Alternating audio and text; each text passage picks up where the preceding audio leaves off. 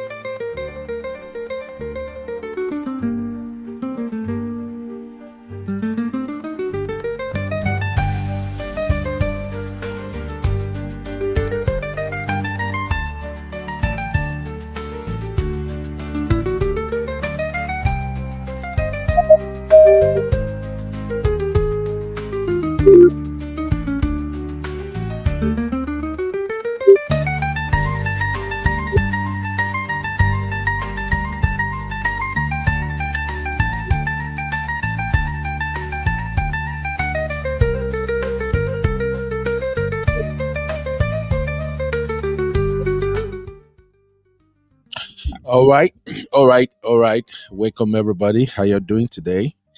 I want to believe you're having a fantastic time. It's my pleasure to have you all in the Real Fam back on our episode today. Today is actually Wednesday, August 6th. And we're going to do what we call brutally honest review. Yeah, in case you don't know, that is a brand new segment we are adding to our shows over here. It's called Brutally Honest Review. And if you want to be a content creator and you've been looking for maybe channel names or something that can attract people, I give you the permission to use this title. Just name your YouTube channel Brutally Honest Review, BHR. How does that sound? All right, we're going to have our brutally honest review on Verydarkman and Iyabo Ojo in panic mode. But I put it up there as Verydarkman on panic mode. And then we're going to also check P1 chairman unknowingly exposed himself. Oh my God. I thank God that we actually did the show we did reviewing Iyabo Ojo and Verydarkman Basbos, because that gave me the opportunity to explain the concept of manipulation through storytelling. I believe you all remember that. Manipulation through storytelling, MTS. So if you really know how that concept applies, then you're going to understand what I want to share with you about P1 chairman. The Oga Pata of P1. I mean, you guys don't forget P1 real estate company. Oh, Scott Iguba. I love my brother Scott, man. P1 real estate company. So this man, I think he was attending a seminar and he gave like about 1 minute speech. In that 1 minute, the chairman exposed himself. He exposed his business strategy and he actually told people how they do their businesses, and people are still paying and buying land from him. And I'm like, shit, I wish I've taught my Nigerian brothers and sisters the concept of MTS, manipulation through storytelling, because all he did was to tell a story, very captivating story. You know, when these people wey don't hit money, when they want to scam you, they will start with a story of how they suffer, how they no get money, how nothing dey, and then miracle started. They try to motivate you. They will present the story in such a fancy and emotional way that you will be hooked. So we're going to review that. However, the biggest story we got for you guys tonight is Nigerian man dumped Turkish wife for a village girl. If you are an ardent follower of Daddy Freeze, you will have seen that story already. But I want us to review these three stories that I'm bringing to you today. I want us to have a brutally honest review. Now, I included the title brutally, that term brutally, I included it for you to know that when we give you some of our honest opinion on some of these shows, you will be triggered. Go verse you, especially if you are the Gen Z millennial kind of people, or if you are the type who are empathetic where you are not supposed to be empathetic. I think the only people who can cope with a brutally honest opinion is somebody who is a consequentialist like myself. You know, those people will go warn you, say, don't do this thing, no, not do am, and then you do am. When you do am finish, you are expecting them to sympathize with you, and then they tell you, say, now God catch you, get your freaky ass out of here. So that's what we're going to talk about. So now, let me welcome our refam. I don't want to waste your time. It's 6 minutes already. I want to believe that, okay, where are our moderators? Who are moderating today? Where is Mercy Kendra? Hello, And Uncle Benno. Uncle Ben. Hey, Simbi, what's up, mommy? How are you doing? Good evening, Simbi. sir. I'm fine. Okay. How was today? You know, you came into this too. I haven't seen. I be saying I mean they there. Let me do this. Let me make I go change you. I know they confuse people. Before you go, take style now.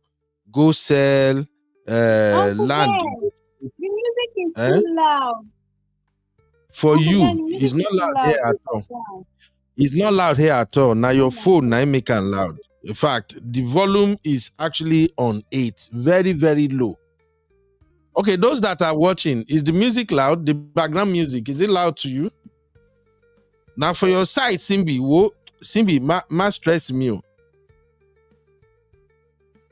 Wait, how do I change this Simbi, this thing self? Edit name my headline. Simbi, I don't see how to change your picture. I don't like to see myself when you type. So is the music too loud, people? So Simbi, now your phone anyway. All right. So let's welcome our people who are moderating today. Mercy Kendra, Comfort Adagri, my Bilba. Okay. We need to get our likes up. Oh. Cool mama. I see everybody. Oh yeah, I'm gonna get our likes up, but let's do this sharp. Let us recognize our people. Simbi, are you ready? Okay. Yes, sir. I see. All right, let's go. Welcome everybody. The lovely Comfort Adagri. Welcome to the show. How you doing?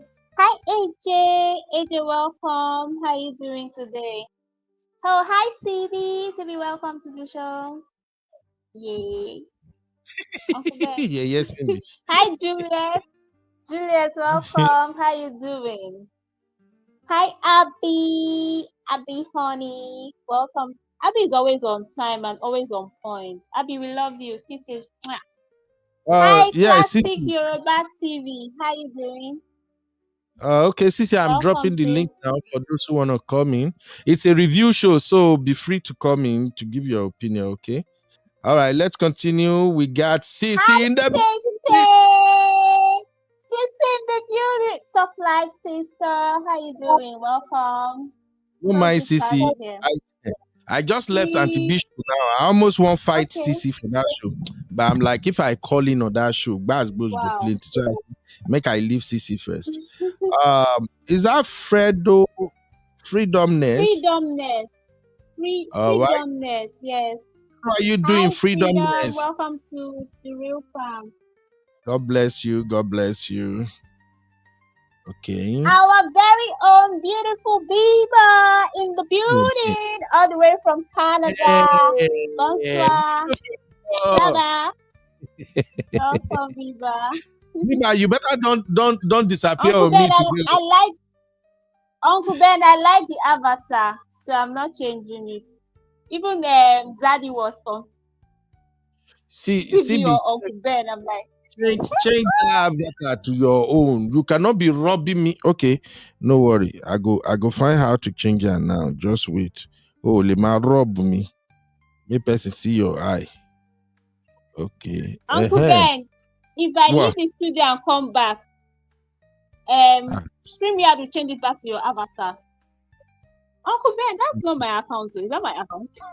Is your account now? It's mine. I tried to change mine. I think say maybe go fit change yours, but now my head is still put there. Simbi, you are stressing me already, and we have not started the show. Anyway, be like say I cannot run away from you. Might just leave you to your own. All right, cool mama, my sister. We love you, cool mama. How are you guys doing in Zambia? I found a Zambia story I wanted to mama. do. I got cool busy. Vibes. Welcome, ma. Yeah. The one and only cool mama, the coolest mama. I see UN. How you doing, UN? Wow. UN avatar self. The way that avatar did, be like say this my sister I go stubborn small. That avatar already done the show warning.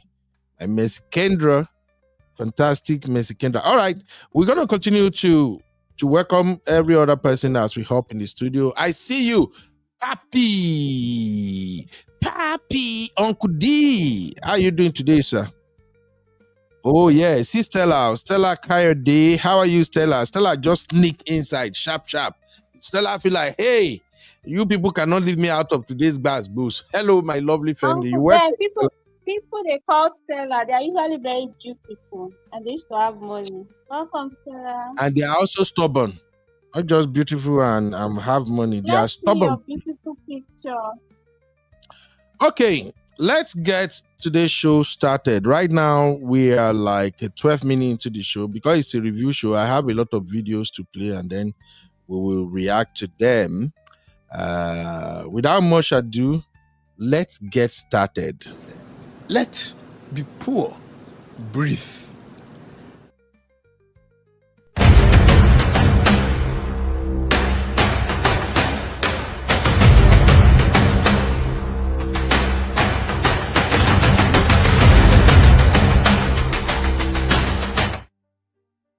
All right. Welcome, ladies and gentlemen. How are you doing? I got my Sese in the building. Sese. Uncle Ben, real fam, Sibi, my love. Sese, you know your picture is always what give me the impression why you are stubborn. Because your picture is fooling people. You are looking like a Gen Z, Sese. You need to change this. What do you mean? That's how I look in real life. What's your problem? Change this your profile picture. Change them. You are not how I look, Uncle Ben. What's your problem? That's when I was rocking my blondes. Blondes have more fun. Blondes have more fun. No. Right now, you are our wife, and we don't want any men looking at you when you walk past. Oh, okay? So I should be looking how? Looking like Mary Magdalene. Yes, now. My baby loves me sexy like this. But we are jealous. You know, today there's no ring on my finger yet. My market is still open. If you misbehave, I can be snatched anyhow. He knows already. Sisi, I'm trying not to be aggravated today. I'm trying not to be triggered. Don't even start the way you want to start. So you are taking. In case you don't know, we Yorubas, the moment we pinch our tent with you, we are monitoring you like a hawk. If you've not paid bride price, there's no ring on my finger. I'm still single. Jesus. Hello. I'm singly committed. Committedly single. Modara, don't carry me go somewhere. Which one is committedly single again? I beg. Sisi, let's do that. Make I welcome my sister first. Twin Tade, how you doing? Welcome, Twin Tade. Hello, everyone. Good evening, real fam. Oh, good evening. Your voice is so far away. You may need to adjust your audio anyway. But you are welcome, Sister Chika. Okay, thank you. All right. Okay, Sisi, before we start Wahala today, can you kindly explain to me what is committedly single? How you pronounce that now? Committedly single. What is that? I'm committed, but I'm not married, so technically I'm still single. Bagam, as you say. Sisi, Yes. Whether if you like, go and bring Harvard English to qualify yourself. You lie. You are fully taken. You are not available. We have sealed everything about you from top What have you to sealed? bottom. What have you sealed? Already. So. What have you sealed? Please Sissy, speak to your brother. I'll give you phone. Speak to your brother. Sissy, no What problem. have you sealed? Nothing has been sealed. All this is just lip service. We've not seen exchange of some things. Ladies, am I right? I'm committedly single. You are so wrong. You are so wrong, Sissy. Please, no wonder. They say all these men when they come on our show these days, they get deep voice, sexy voices. Now, because of people like Sissy wait for this platform, where they confuse everybody for year. People like Cool Mama, una plenty here. Una go just look so pretty, so calm, then pretend like all of these sisters, they are not committedly single, they are in serious relationship. Oh. When you confuse them, you confuse your enemies. That's how we do it, baby. Hey, now lie. Now excuse to do yama na be that. We got Papi in the building. Uncle Dayo, how you doing today, sir? Uncle Dayo in the building. I'm good. How are you? At Tiffy, Fimbi, Auntie Grace, and everybody on the platform. I greet and I hail. Today has been so quiet and so peaceful in Lagos. So thank God for everything. Thank you. We thought those who are rain for Lagos, we don't so called in our house for Lucky finish, Abi. 9 days. Uncle Dayo, no let me open my mouth too. Uncle Dayo, Uncle Dayo, welcome. Thank you, Jerry, my sister. Lucky has always been like that. Now they are now using boat to ferry their cars out of their houses. So it's wonderful. It's a good development, and I really love it. Oh my God. Hey, Cool Mama. Cool Mama is our wife, Uncle Dayo. Yeah, Yoruba men are winning. Woo! I took him. I said the way this woman fine is so. If Yoruba man see this woman like this, they go come and straight. Wow, Cool Mama. No wahala. Now we're gonna take care of you specially. Uncle Dayo, maybe we find one name for Cool Mama. Which name will we give her now? Chena Oriente. We are the best. Oh my God. Beautiful, beautiful. Let's see. Hey, before the show go finish, we go find name for Cool Mama. She gonna be our wife. Hey, Olua, see how things they work. See now our wife, Yoruba wife. Cool Mama na Yoruba wife. I tell you now, we Yoruba, so now go say they are too traditional. Yet now we they get the better women pass. My Igbo brothers go jealous now. Uncle Ben, Anika is a beautiful name for her. Gender war. Anika is a beautiful. Yes. I'm gonna write that down now. Anike. Oh yes. It is Cool Mama name. My own is Abike, isn't it, Uncle Ben? There you go. Yes. Abike. Sissy is Abike. Oh, Anike. Cool Mama will be Anike. Oh, Cool Mama, don't worry. I will explain the names to you before we finish today. Woo! Yeah. In fact, today's show don't finish. Everybody, thank you for coming. You can go back home now. All right, Uncle Dayo. I bet me one Sissy. Sissy is married to my brother, and Sissy is still claiming that she's single. She can't use Gen Z English. Won't confuse me. Sissy said she's committedly single. She's committedly single, Uncle Beno. I corrected it on the platform. I said she's just singularly engaged. No problem. She's not going anywhere. Our stamp is on her already. She can't go anywhere. She knows it already. Sissy, you go nowhere, and that's it. All right, let's begin our review for today. Thank you, everybody, for being here. Thank you, Stella. Thank you. Biba go dey laugh. Funny Biba. Biba dey laugh. Man, I never start with tonight. All right, let's go to today's show. All right, we're going to start today's conversation with this ridiculous submission by this young man. Take a listen to what this young man got to say.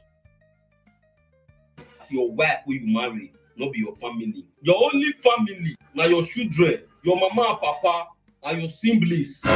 Your wife, you are mad. Your wife who you marry, not be your family. Your only family, now your children, your mama and papa, and your siblings. I hope everybody heard that, or I should play it again. Sissy, did you hear it? I heard it. What did he say? Your wife is not your family. Okay. That your mom, your sister, your siblings, your children, they are your family, but your wife is not your family. Everybody heard that, right? We heard it. Yes, we did. All right, cool. To make this show very fast and so we can move fast. I don't want to start with VDM. I don't want to piss everybody off. Let me start with it, with everybody can relate with. So we're going to have our first poll. Is your wife your family? Let me add those myself. Is your wife or husband your family? Now drop a 1. If you think your wife, your husband is your family, drop a 1. If you think your wife or your husband is not your family, drop a 2, and then we'll dive into the conversation. Let's go. Let's have that vote real quick. Now, while people are voting, let me start with you, Uncle Dayo. Uncle Dayo, is your wife your family? Yes, sir. The man speaking obviously has a kind of a traumatic experience somewhere, because even looking at him on the screen, it doesn't look okay. The thing is that, what is a family? If I want him to come and give me the definition of what a family is according to his own narrations, then I can be able to understand where he's coming from. But basically, for the purpose of education and for the purpose of learning, your wife is your family. We have the nuclear family. We have the nuclear family and we have the extended family. If you are going to talk about family, if you are not married, then your mom, your dad, your sibling are your families. But if you are married, your wife and your children are your immediate family. Every other person outside that place becomes your extended family. So who is a wife or who is a husband? It is two people becoming one for the purpose of raising a family together. So what is talking about? How can one part of the family is not part of you again? Definitely is not coming from where every other normal person is coming from. Maybe he has some kind of a traumatic experience. That's why he's talking like that. That's my take, sir. Thank you. Thank you very much, Uncle Dayo. So Uncle Dayo says your spouse is your family. All right. Let's have your take real quick, Twintade, before our network go start. Hello, Sister Twintade. Yes, you know us. Okay. From the look of things, I don't know what is wrong with the man. I don't know where he is coming from. But when you define a family, just like Uncle Dayo said, it consists of father and mother. If his own mom is his family, by virtue of being the wife to his father, then why would his wife not be his family? There is no family that can stand without the wife. So my husband is my family. In fact, he's my closest family. My husband comes before my children. So my take is that the wife or the husband is the closest family that anyone can have. As soon as the children grows up, they will find their own family. At this time, you'll be left with the only one family that you started with. Thank you, sir. All right. Thank you, Sister Tutu. You may still need to adjust your mic. Your mic sounds very, very far. Like maybe you have your phone on the ground while you're talking, but we can hear you anyway. So Sister Tutu said your spouse is your family, and Sister Tutu wanted to open another conversation completely, but let's not go there first, because Sister Tutu said my husband comes first before my children. That's a conversation for another day. Sissy, your take, my Wahala sister, our Abike. Uncle Ben. Yes, ma'am. Your spouse is your closest family member, like Twintade just said. My sis just said that's 100% correct. Any man that thinks his mother, his father, Go on, his go on, wife go is on. not I'm coming. family, you wouldn't have had any children, any family without your wife to begin with. Those things were still in your B sacks. So your wife is your number one and only family. That's my submission. Who's next? Sibi?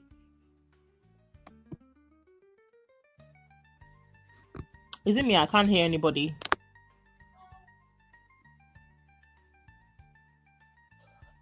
I can hear you, Sisi. You are good. Oh, You are okay. good. Sibi, are you still with us? Or Don't worry. Nigeria has happened to our Sibi? Honestly, we are talking about Nigeria happening to people. It happens to all of us. Hi, Do you know I'm that still our here. I'm network still is here. not like that? Sibi, what's your answer? It's just the music is Our just network extremely is not loud. I like that. can barely hear stuff. Oh, maybe it's because you're in the studio with using Uncle Ben's phone, but we No, can't hear maybe the it's because music. I'm in the studio. Yes, I said Uncle Ben, Okay. music is too loud for me. I've stopped the music, but I think it's your phone. I usually play music even when I'm live on my phone. It's usually not loud. And I don't know. Okay, maybe because I'm using my roadcaster and you don't have you are not coming in with another this thing. But no wala anyway. Let's go on. So Simbi, your own take. Sisi, have you landed? I've landed. I said without he wouldn't have a family. The family he's talking about used to be in his B sack. So he shouldn't stop talking rubbish. His All wife is right. his family. Yeah. Okay. Simbi, how about you? Uncle Ben, I agree with him. Your wife is not your family member because that means his mother is also not part of his father's family. So I totally agree with him. He is 100% correct. Are you being sarcastic? No, I'm not. I actually mean So it. so to you, so you mean for you, your husband is not part of your family, right? No, he's not. He's not part of my family. He's a Your stranger. husband is not part of your family. So who is your husband to you?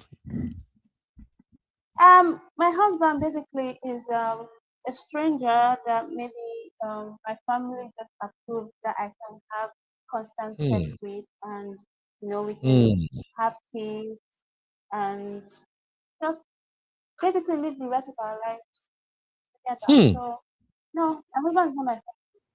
How can he be my Are you being serious or you are being sarcastic? Uncle Ben, can you stop? Uncle Ben? No. Uncle Ben, like I don't get it. Why will you just come outside and start saying things because you've had a crazy experience in your previous relationship? It's ridiculous. You cannot put everybody in one box. Okay, so That shows you're not basically mature. your take as Simbi is that your husband is a stranger. Your husband is not your Dear family. Is that future husband, you are not my family members. I know my family members. That's my all right? um Cool. I know my Okay. family members, so All right. I You are respect. right with your opinion. I won't judge you. Dear future husband, you don't Thank hear. you, Oh. sir. You are a stranger if you marry Symbio. So plan for yourself. Oh. Don't mess with her with your money. Oh. If you're gonna build house, don't include Simbi name in your house. Oh. Let Simbi build her own house and put her own name. Oh. You are buying a car, don't include her. Oh. Your will, make sure you state it categorically. The percentage of what they will give Simbi when you buy. Make sure your own Yes, family, they are the one you give your 100%. will to.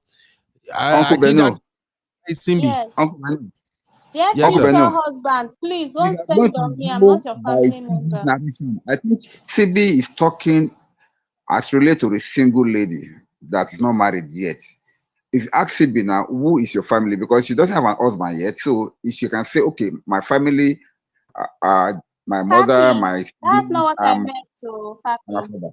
Now, wait, That's now not I'm what going I meant, somewhere. Papi. If what actually meant that your husband is not your family, that means that you are not married because better don't go into marriage with that mindset. I'm sorry. because that means your children too are not part of your family. Because children don't just emanate from one person. If you are not a family with your husband, then that means whatever children you may have, they are not part of your family because there will be no family in the first place for the children to belong to. So don't go with that narrative, please. It's wrong. It's not give you any good thing at the end of it.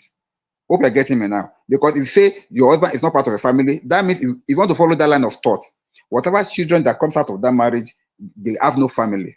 Because if man and wife are not family, how can the children belong to the family? No, so that means those children will become single beings on their own without any parents. You don't want that for your own kids, please. Thank you. Thank you, Uncle Dai. Actually, I like Simbi's take because all of us know if we sleep when we put head for one side. Do you know that there are many women, millions of them out there who actually shared that Simbi's point of view? Just as we have many madmen out there who also share the same point of view that you, as my wife, we are on contract. My family come first. So I like the fact that Simbi take that out, even though she doesn't really mean it, but it's a very good point of view for those who really think my husband is not my family. So therefore, your husband comes first. And that's why I just want them to know that, please, it not be by force. What I would just tell men is this: if you marry a woman who believe that you are not part of her family, no wahala. You stop seeing her as part of your family too. This life no hard. Okay?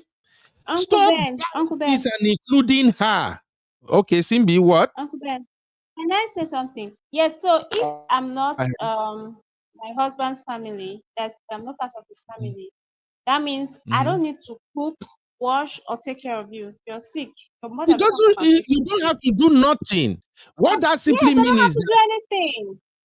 yeah, We will what that just be simply means having kerewa steadily. We'll be having fun, but I don't have any commitment to you because all right, no wahala, why should Simbi. We I? got to move on. We got to move on. It's okay. I like that. Don't watch play. Don't do anything. You want to come and start your wahala here? No Come mind and her. But I manage. have a question for CB. Hold on, no, Dr. Adama, beg no verse. Brother Kidola, day here before you come in. Kidola is here. Oh my Yes, God, my Brother day is Kidola is made. My day is made. Let him talk. Let him talk. Uncle Let Ben, the I man sent you talk. something in the backstage. Check it, and then it's relevant to this topic that we're talking about, by the way. All right, thank you. Brother Kidola. Hey, Brother Kidola, remember us. My brother, don't I greet you now. I greet you my sister so. You don't find money go, you not agree remember us again. It did difficult nowadays. So. I know, sir. I know. Welcome, sir. Focus need to take place. You understand me? What's your take, sir? This family of a teen, you see, this union of a man and woman, now depends who you go carry. I don't say so women do. Even when they cook for you, I see they will cook for you everything. Once you just buy, hey, that money, now sponsor boys will go take out the bench you go. You understand me? Everything of you will just collapse. So the tip is say, know who you deal with. You understand me?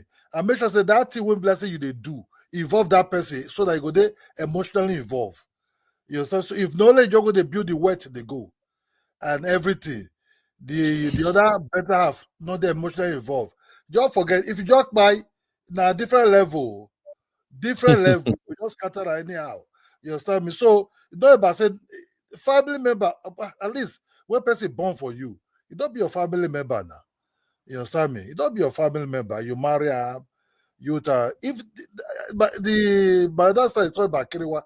Kerewa they boring after some certain time now. You understand me? Don't never marry. Now they say, oh, I just that go do get it, pick it up, come finish. You get there boring. You just make you don't like the person well. You understand me? Yeah. So make you date to that person well. Now that Kerewa go to sweet. Waiting past Kerewa don't going to take place that time. Not say Kerewa don't go take place, so but you go there make sure so you there focus. Otherwise, you go there bored and you see the person every time. You wake up, you not brush it, mad they smell. They run up and down, the kid they cry.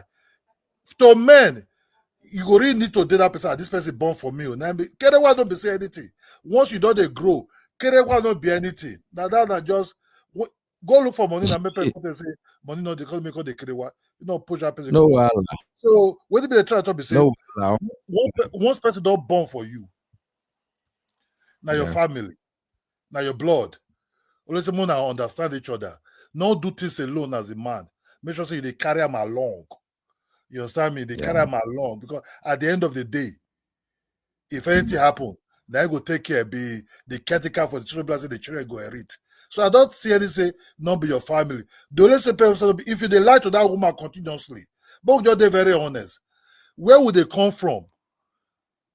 Lie now be the part of the truth. You understand me? So if you just lie to a person continuously, there's something can happen. Maybe you can't go find out that person. Then if you do lie, because with both of them, you they lie to right, they try to catch you, they deny. If truth feel really day, okay. Woman born for you, they're part of your family. You know what I mean? Exactly. They're part of your family. This conversation go long small. Only say I don't know say now from beginning like this now we go don't start bass both. I think say more will just sample and small. But thank you, Bra Kidola. Dr. Adama, before you go on, let me play this video so that you can combo the two together. Sisi, this is the video Sisi sent to me. I think it's so interesting. Sisi, your wahala too much. Please, everybody take a listen. If your daughter or your mother, who comes first? Who's your number one priority? My mom. Your mom. Are you being serious? 100% mom. How can you save your wife? Man, there is a whole lot of women out here. My children, because they are my priority. What about the man that got married to you? The one who paid your bride enough to take care of himself, but my children are the best. Wow.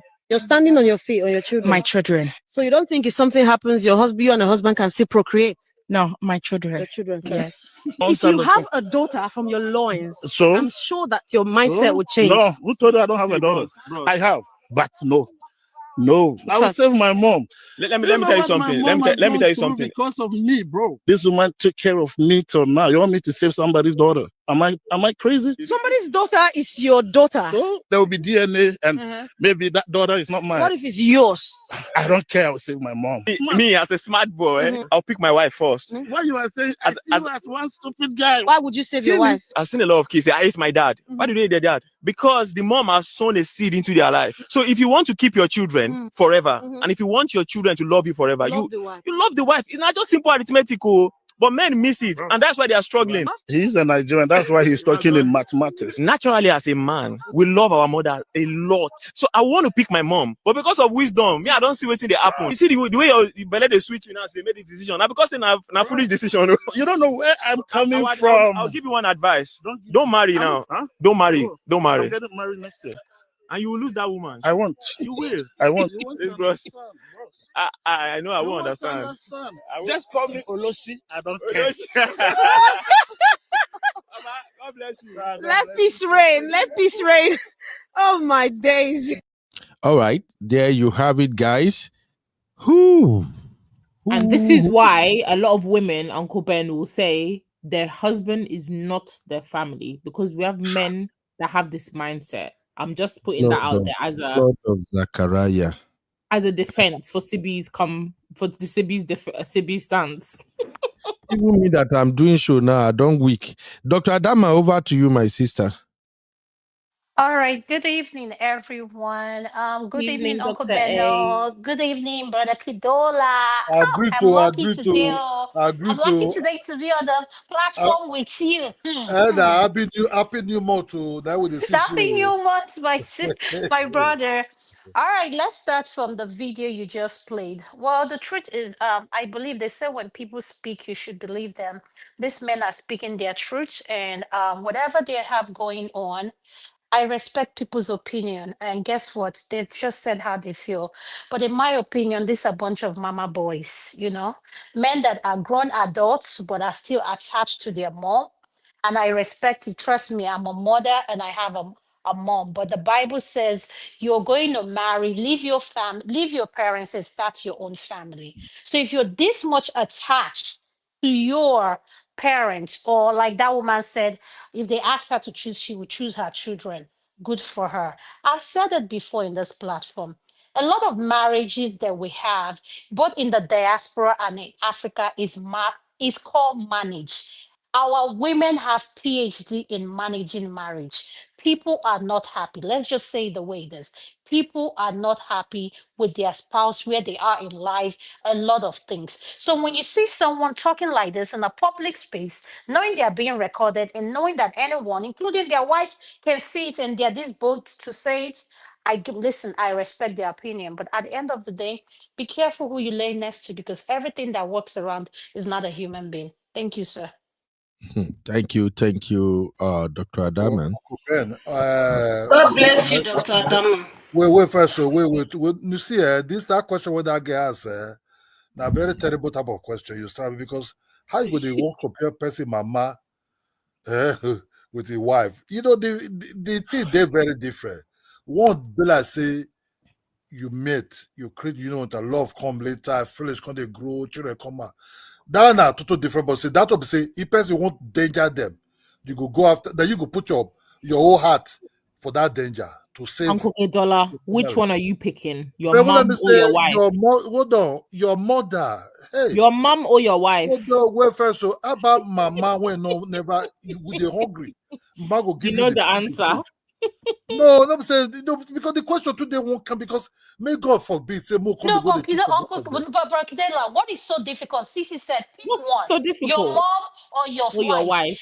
Look, this is the mistake we all make. Your mom has lived her life to raise a man like you at your age, and you're married, and at your age, you're still picking your mom. No, we need to evaluate that relationship. You get boundary for both of them. You get boundary. My man of it can't interfere with my woman. You understand me? That's what that boundary. If your house is burning and your mom is visiting and your wife and your mom are you can only carry one of them. No, I'll first say my wife. I'll first say my wife first. Okay, that's the answer then, and that's the right answer. I'll first say my wife first. I will go carry my mama. No, you can't. No, you can't. Because my mama don't live your life now. If I have to, I'll first say my wife first. Because that don't make children with me now. You understand me? My wife first, due to my children. Well I also my woman too. For when people days how far you also say me first too, because and that's the right answer. Mama are very difficult to abandon. No, not just easy to. All right. Let's move on. We have a lot of issues to cover today, but basically, I believe everybody see how some of these things applies to people relationship. So, for instance, what I'll tell people is, if you were asked, who will you choose between your mom and your wife? Always go one step further to ask them under what circumstances. Don't just, as a man or even woman, don't just jump into saying, oh, I choose my mom, I choose my wife. Ask, under what circumstances are you asking, who am I going to choose, my mom or my wife? But under what circumstance would you choose your mom over your wife? Give me an example. That's the point I don't understand. He's throwing. I'm not what are you saying? Yes, help us explain what you just said. What would be the circumstance that you would choose your wife, your mom over your wife, not girlfriend? Yes, we want to know what circumstances. You and your mom share legal documents. You and your mom share properties. You and your mom share investments. So please tell me, what circumstances are you talking about? That's why I said we need to examine under what circumstances is this question coming from. Is it health related? Is it finance? Is it in conflict?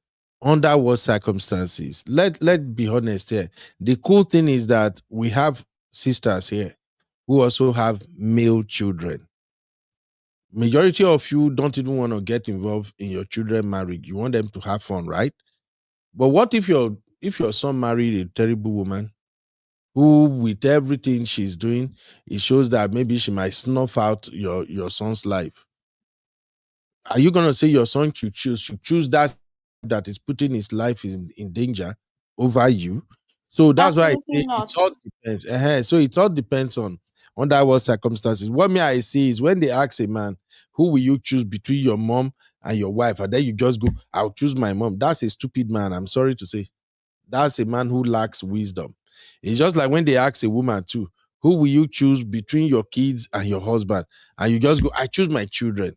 Come on. So It all depends. If you are married to a man who is cheating on you, running up and down, who doesn't take care of you and everything, yes, go ahead and say, I'll choose my children. But you have a fantastic husband who is taking care of you, who is really holding it down as a man. So are you going to say you will throw that man under the bus? So it's better to ask, under what context are we choosing between wife or mom? Uncle Ben, may I just chop? You see, there's some kind of relationship where you go get with your wife. Don't just say you get money. If you marry a woman, say after you don't get money, that woman don't love you. I just tell you the truth. As a man, you get some women that say you go marry, women that say you don't get nothing, or where you go be your babe. With that sweat, the smell for your body, for your shirt. When you say, man, this guy, wait is better, man. This mama fine. That woman somehow they feel they take it go come like say it can't replace mama one way or the other. They love that kind of woman they choose her over mama. You understand me? Over mama in some circumstances. But mama not be waiting like say they just they difficult though. Mama na very special thing, no. I think God now. This kind of question, they touch person so. I just really lost my mama and they go shut down my village now. For inside December. I don't know how much I spent to take through that woman. So mama don't be waiting that they just abandon like that too, you know. So everybody, even mama, they are alive and they give her money steadily. So mama is a very special person because that time when food no day, go give you food. You also say the woman they knock it teeth, or you can't go carry your stick from mouth, they chew up. You go they look you. You go taste her looking face. You don't say this woman they start pain. You go there, but you know no. Mama no. And they tell mama we their life. Mama, I love you. You go All right. But can I say something, Uncle Benno? Can I say something? Brother Kidola, I agree with everything you just said. And you said a mother, yes, we cannot. But I think you're missing it together. We're not talking about caring for parents and a spouse. That's not what we're talking about. We're talking about two different things. If you marry a woman who truly loves you, automatically your mom should be her mom. She should take care of your mom without you even asking or having to say anything. She will make your mom part of her priority in everything she does. So let's not mix it up together. The question is, if there is an emergency and your house is burning down, who will you save first? Let's stay on the distance. Let's stay on the topic and not throw things in just to push our narrative. We all love our mothers. All of us sitting here are parents. I'm a mom. You're a dad. You're married. Your wife is a mom. So at the end of the day, our prayer is for our children to care for us just as much as we care for them. But the question is, in case of an emergency, who will you pick? Your spouse or your mom? If there's a Now, fire burning in your house or anything, and you see what the men said, they said they would choose their mom. now you are talking, Dr. Adaman. If the house is burning, who would you save? That's a very good question. And even at that, there's still going to be context. But we feel as this women say, if house a bond, your husband or your mama, sure you go choose. What would you be honest? House a bond, your husband and your mama. I want to to this to women. Who now go choose?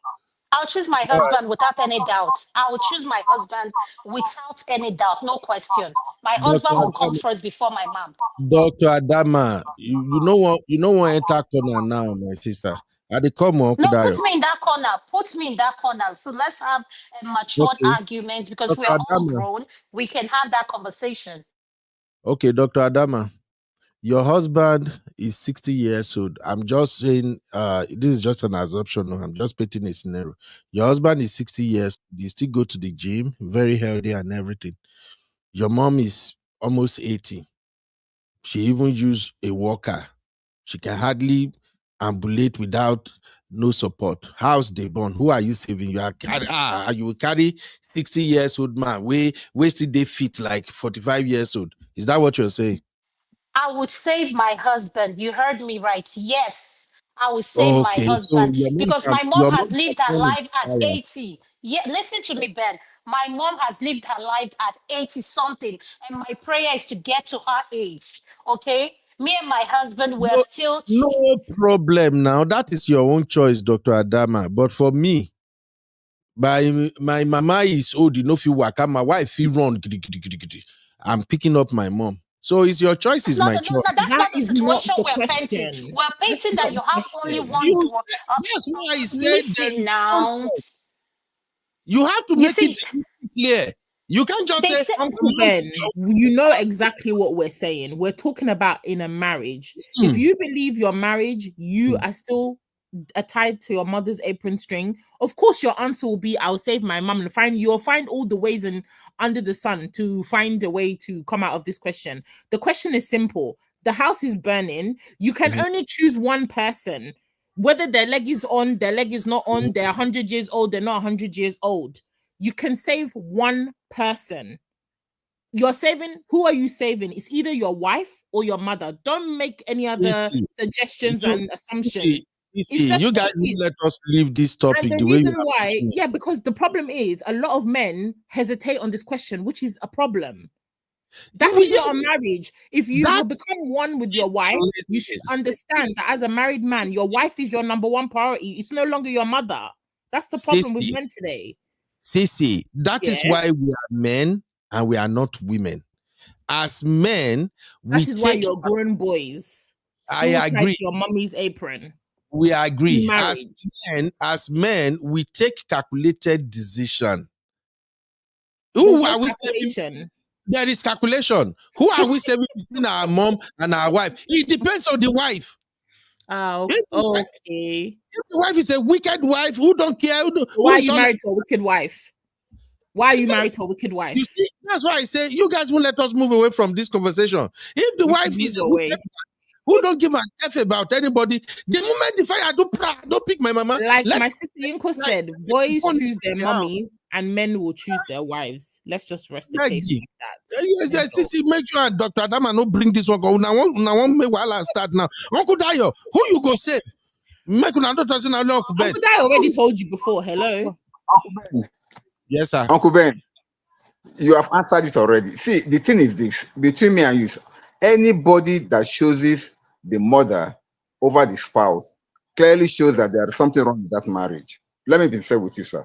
That's number one. Number two, we have once had this conversation before, and you say, and you said something like, anytime we have this type of questions, let us find out what are the options. If my mother said, or if my wife incapacitated, can they move? If my wife can move, of course, I will help my mother because she may not be as strong as my wife. But if, this question has to be defined properly so that one can be able to answer it properly also. If both wife and mother are not incapacitated as at that fire incident, and you are to save one person, both of them can be saved because the one that is weaker is the one that you will try to help. For instance, now, if your wife is heavily pregnant and your mom is okay, won't you save your wife? So all these things are conditional. There is not like a flat answer to any one of these questions. So let us be sincere. But I can tell you, for all the people that shows their mother over their spouse, there's something wrong in that marriage. Look at the platform. We can agree. We can agree. Saying they will choose their husband, because if you ever, even me myself, if I find myself in such a situation, I will choose my wife. I will save my wife. If you have a happy marriage, you're responsible to save the love of your life, which is your spouse. Thank you. Thank you, Jaro Kudayo. I think the right answer to that question, shout out to Sister Yinka. Sister Yinka don't carry matured woman answer come now. Sister Yinka say, if you are married, I will expect you are married to someone you love. If, let me see, I can see it very well there. If you choose your mommy, then you're in the wrong marriage. Exactly. Even for me, let's keep everything aside. If fire happen here now, my mama day, my wife day, my correct answer is me and my wife will go save my mama. That's it. Uncle Ben, if there's only one choice, stop making all these multiple choice answers. One choice now. You see, Uncle Ben, you see, women not that they consider say winner. You see, to be a man not days you. Doctor, don't mind them, Egbon. To be a man not days you. Una just see yourself with the waka. Waiting there, our mind too heavy. See the question you will go throw, give a old man. We don't even finish what they grab It's that not self. fair. Uncle Uncle Ben, Ben, just ladies say are your not mommy's into boy. End of any story. scenarios. Finish. It's not fair that women are choosing their husbands while you are choosing your mom. It's not fair. What do you mean women Look at are the comment choosing their section, sir. husband? That is their Look own at the choice. comment section. Nobody's choosing their. No one is choosing their mom. No woman comment section is choosing her mother. See, it's even Sister Very Yika and easy. everybody, Sister Labe self, all of now one players. So it's a cool mama. It's a lie. You and I will save my mama together. Even now your mama did that fire. You. Okay, let's switch it out. Sissy, you are there. Your mom is there. Uncle Ben, ask me that difficult question. We will choose our husband. What is difficult in understanding now? We as men, we will not Uncle choose Ben, our. even my mother will tell me to save my husband. Uncle Ben, even my Exactly. mother will say, go and save your husband. Because she wouldn't want to be alive and watch me become a widow when I had the opportunity to save my husband. That, in my opinion, is how you know that your parents have done an amazing job. Inside that fire. If I have to carry both of them, I carry both of them. All of us born there. What do you mean? Okay, Superman. No Okay, worries. I see you with your six packs. Hey, Uncle Ben. You got to fool yourself. Say because I get one pack, you don't see my mozu.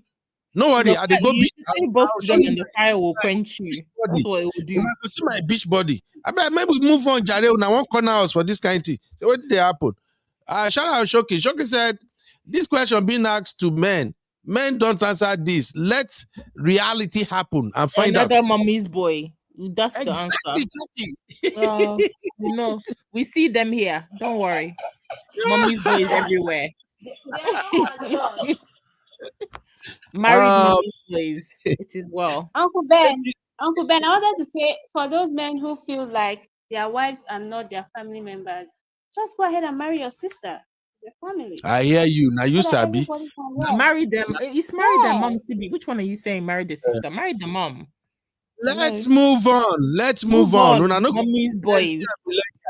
Una don't smoke association.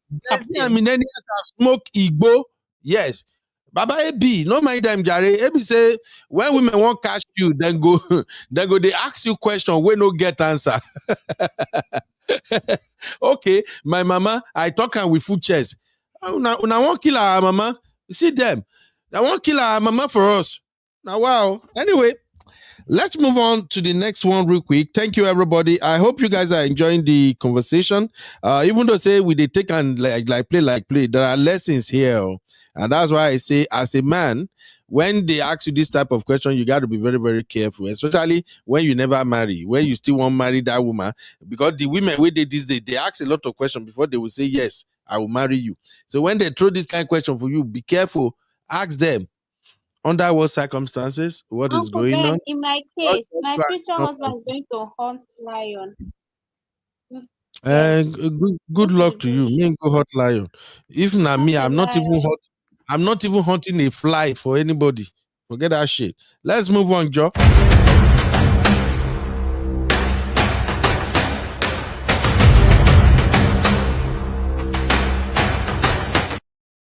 All right. Let's deal with our top story today before I move on to Verydarkman and P1. So because I know what many people verse today, let's handle our top story today. How many people have seen that video on the Freeze channel where that Turkish woman was crying and lamenting and complaining about her husband, her Nigeria husband? What's the husband name? Now one Igbo guy like that. That the husband dumped her for one village girl in Nigeria. I watched the interview, I won't lie. I feel a little bit sorry for the woman, but at the same time, I felt like the woman sounds somehow possessive. And then the woman was saying they had Turkish marriage. That Turkish marriage is global marriage, international marriage. No matter where you go, they will come for you. And the story long. I will try to describe the story as much as I could, but the bottom line is that the Nigerian man dumped his Turkish wife and went to go and marry a woman in village. So let's just take a listen a little bit, and then we be right back into the conversation. Where is that video, Seth? Okay, ma shown and small. Here it is. Take a listen. From Anambra, Chinemalum Daniel Onwaswanya. When I was a teacher. For those who missed that beginning, okay, let me even rewind this, Seth. Listen. Hi, my darling sister. How are you doing? I'm fine. Thank you so much. I really appreciate. Thank you so much for your interest in about my issue. Okay. Welcome to my live. Please introduce yourself and tell us a little bit about yourself. Okay, I'm Serpil Mosanya. My nationality is a Turkish Republic. I married in 2015 one Nigerian man with love, with my all heart. Igbo man from Anambra, Chinemalum Daniel Onwaswanya. When I was a teacher, I teach him Turkish language and I serve him in my country. He was tried that time. He was trying to get money, get his life. I supported him. I helped him. And I'm inside married. I'm inside official marriage with him, inside still. And he, before 2 years, he introduced me one woman. He said she's his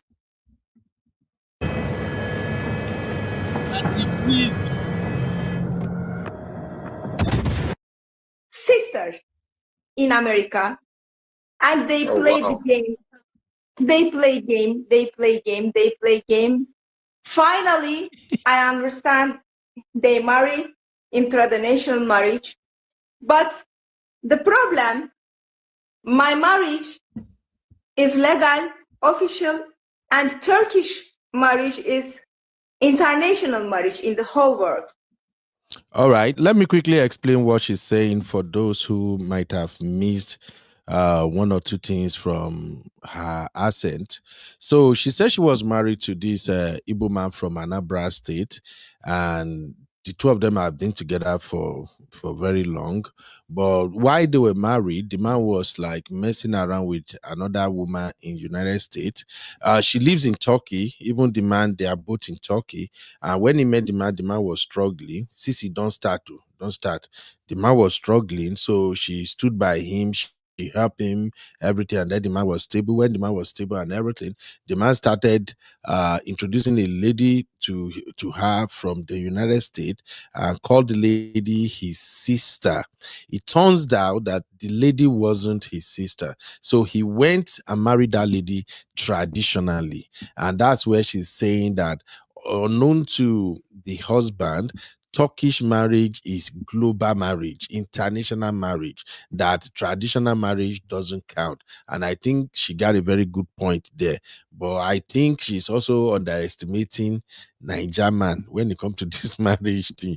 She's underestimating Niger man and Niger woman. So I just wanted to clear that for everyone. Let's just hear a little bit more. We are not care about traditional marriage. This man hurted me too much and regret. And by the way, it's like something is wrong with my Anambra brothers. I've been hearing Anambra. Complaint is becoming too much about Anambra brothers. And for those who don't know, because I saw Sisi was curious, say Anambra again. Listen, in Igbo land, now Anambra people, now then they get money pass. You can prove me wrong in the chat or here. If you really live around Igbo people well, Anambra people, they are the richest of the Igbo people. They can go to any length for money. They can hustle, like say tomorrow, no day. So that is why you are always hearing Anambra. They are super, super rich. Did you know Peter Obi, our Peter Obi presidential candidate? Peter Obi is worth $50 million. $50 freaking $million. If you know what that means. Them Davido and all these guys, the way they make noise, Peter Obi is worth 3 times than them. And Peter Obi is from Anambra. So I just wanted to clear the air for people who might run through Anambra people and you'll be like, and for those guys that say, I want my Igbo Dogun, I want my Anambra Igbo, now then be the main Odogun where they tear money like fire. So let's just continue. I just make I do small marketing for Nadia, especially people like Simbi. We want marry millionaire. We cannot talk. Let's keep listening. Come back again. I forgive him for years, many years, because we are Turkish. Our character, our tradition is different. We must appreciate, we must be patient for our husbands. We try for our home. Loyalty is very important for us. I forgive him. Now again, he went to Nigeria when I am in holiday. I'm holiday. I see in the news he married again one influencer woman, and they did traditional marriage. This thing very, very hurted me, and this thing is very bad situation for Nigerian man. It's in not Turkey. good. It's in Turkey, yes. Now, when I call him, he said, "No, this is fake marriage. My marriage is you. You are my wife, legally official, and I can show everybody. He's my Can you see official." that picture of him again? Yes, he's my official husband in Turkey. This is our marriage certificate since 2015. This is not small time. In our culture, 10 years. we cannot leave husband easy. In our laws, family laws, we are our family laws is we use Sweden laws in the court. We are Muslim country, but we cannot support polygamy. In our country, man cannot marry more than one. It's big fault. He's supposed to be pay me compensation and alimony, but he's Our people we hail. How na day today? My name is Nicholas. And my name is Charity. He's Anyway, since that advert pop up, let me just warn you guys that are listening to me here. Don't join that shit that these people are advertising. No. You saw that advert. Scam. Right? Thank you for saying that. You saw that advert, right? Whenever it pops up, don't join that. Yes. PS, yes. It's just like the LSSC thing. Don't join. No. You go lose your money. All these people that you are seeing, they are recruiters. They will tell you bullshit story. We came to America 6 months. We did America. After 6 months, we buy our house. I'm not telling you bullshit. Na lie. Na the script they give them. Say that they take confusion. Na be that. Don't listen to them again. No. That LSSC, it don't cast now. Don't listen to them. Make una no verse. I just make I warn our people real quick. Now, I don't want to like bore you because this is Daddy Freeze video, and Daddy Freeze in Daddy Freeze no they take am easy. Where is it they using video? The only thing is that I'm in America, so if he claim the video, I go follow her with YouTube dispute. That's why I'm just playing it. So now the story is just very, very simple. This woman married the Nigerian man, and the man also go marry another woman. Now, he don't even see the man again. Be like the man don't even relocate to somewhere else. And she say right now, he just need the man to come and pay her alimony, settle her for marriage, everything. Then she complained about the Nigerian lady. She said, Nigerians, what you people are doing is not good. That they cannot raise a man, work, build with a man. And according to her, they've been married since 2015. This is 2025. That's like 10 years. So she's saying we cannot work with these men, build them up, and then later you people will just come and snatch them. You are actually marrying someone else's husband. That she chose that the Freeze platform because she believed the message will get to Nigerian women very fast, and then that man too can hear the message. It's just about 40 minutes video. You can go and watch it. But my conclusion from watching the video is that Mm. I don't want to do brotherhood and I don't want to blame the woman. But let's start the conversation this way. And I would like to start with Sisi and Dr. Adama. I think what came to mind when I listened to our full story is that women in Western world, America, Canada, UK, Europe, they usually make one terrible mistake. As a woman, if you notice that the men around you, your own men, the same color, the same tribe, same religion, same everything with you, if you notice that they are not asking you out, they are not toasting you, they don't want to have anything with you, there's just something about you and women at your age range that is driving them away. And you all know this. Now you now saw an immigrant that come and started loving all over you. Why would you guys think that that immigrant loves you originally? I see them make that mistake all the time. I am not saying that to support Nigerian men that go abroad and marry these women and started misbehaving. No. My take has always been that if you do international marriage, maybe for paper or for any other purpose, if you don't tire for the marriage, maybe you don't get what you define, you are tired. Divorce legally. Pay whatever you are supposed to pay and move on with your life. But I will leave it at that first. Sisi, did you get to see this video or not? Or from what we have played so far, what's your take? No, I don't watch that platform. So I didn't Okay. see the video. But I mean, I can understand the context of this story. Older European lady looking for love, sees fine young black man, wants to get her daily sausage, African sausage, and will go to any lengths to get the man. The man on the other side, doesn't matter that he's marrying an older European person. He wants a passport, he wants papers, he wants all the access to the Europeans. So it's a match made in heaven. It's just one party wasn't aware that they were the ones being played. So it is what it is. I think in this day and age, all this love scamming, at a certain age, I just feel like you also know that this is not a real relationship at some point. So why do you not just get out of it? Why do you even get yourself into these type of relationships? I find them exhausting and boring because you know, as a woman, if the man is really into you, you know. And clearly the guy was just biding his time to get whatever he needs to get, and he moved on. It is what it is. You have to take that loss, take that L, and just keep it pushing. It is what it is, unfortunately. Right. All right. Thank you very much.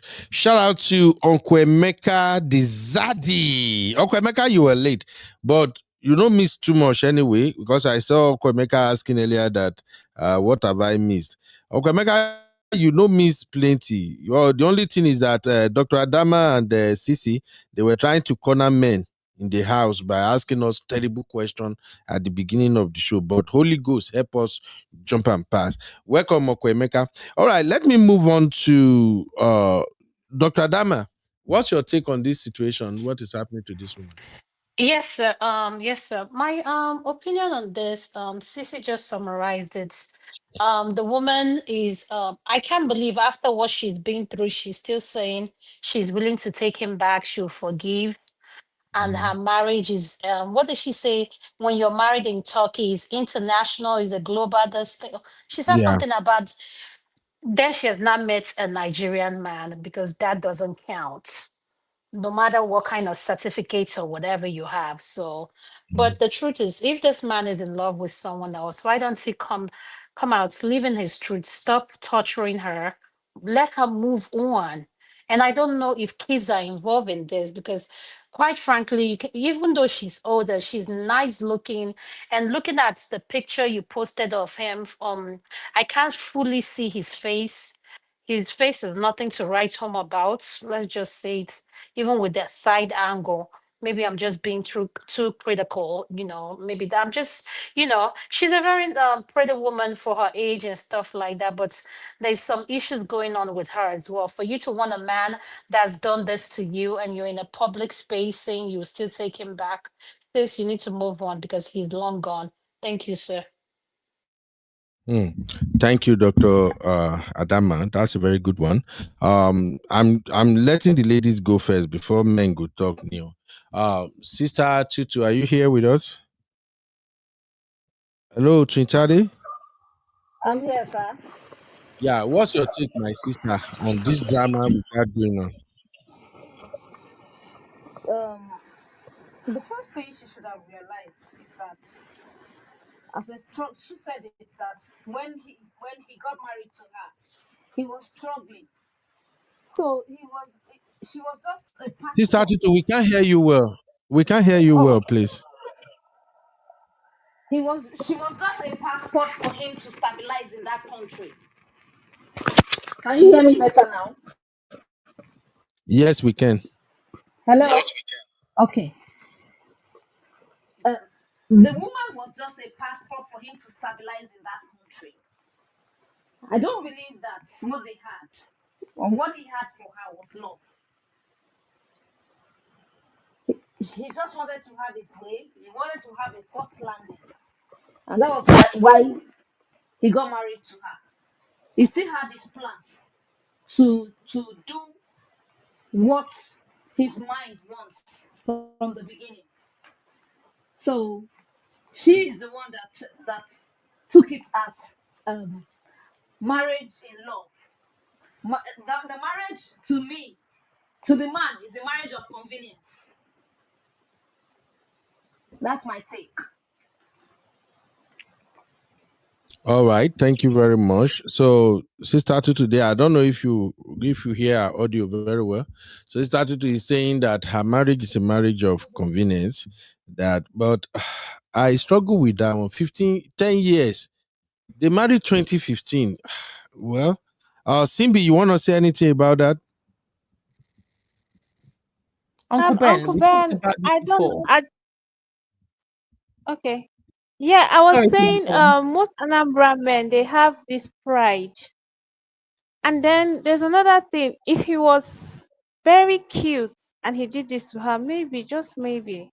Or how can someone like this treat her like that? Uncle Ben, I don't have anything to say. You don't have Anambra anything to men. say.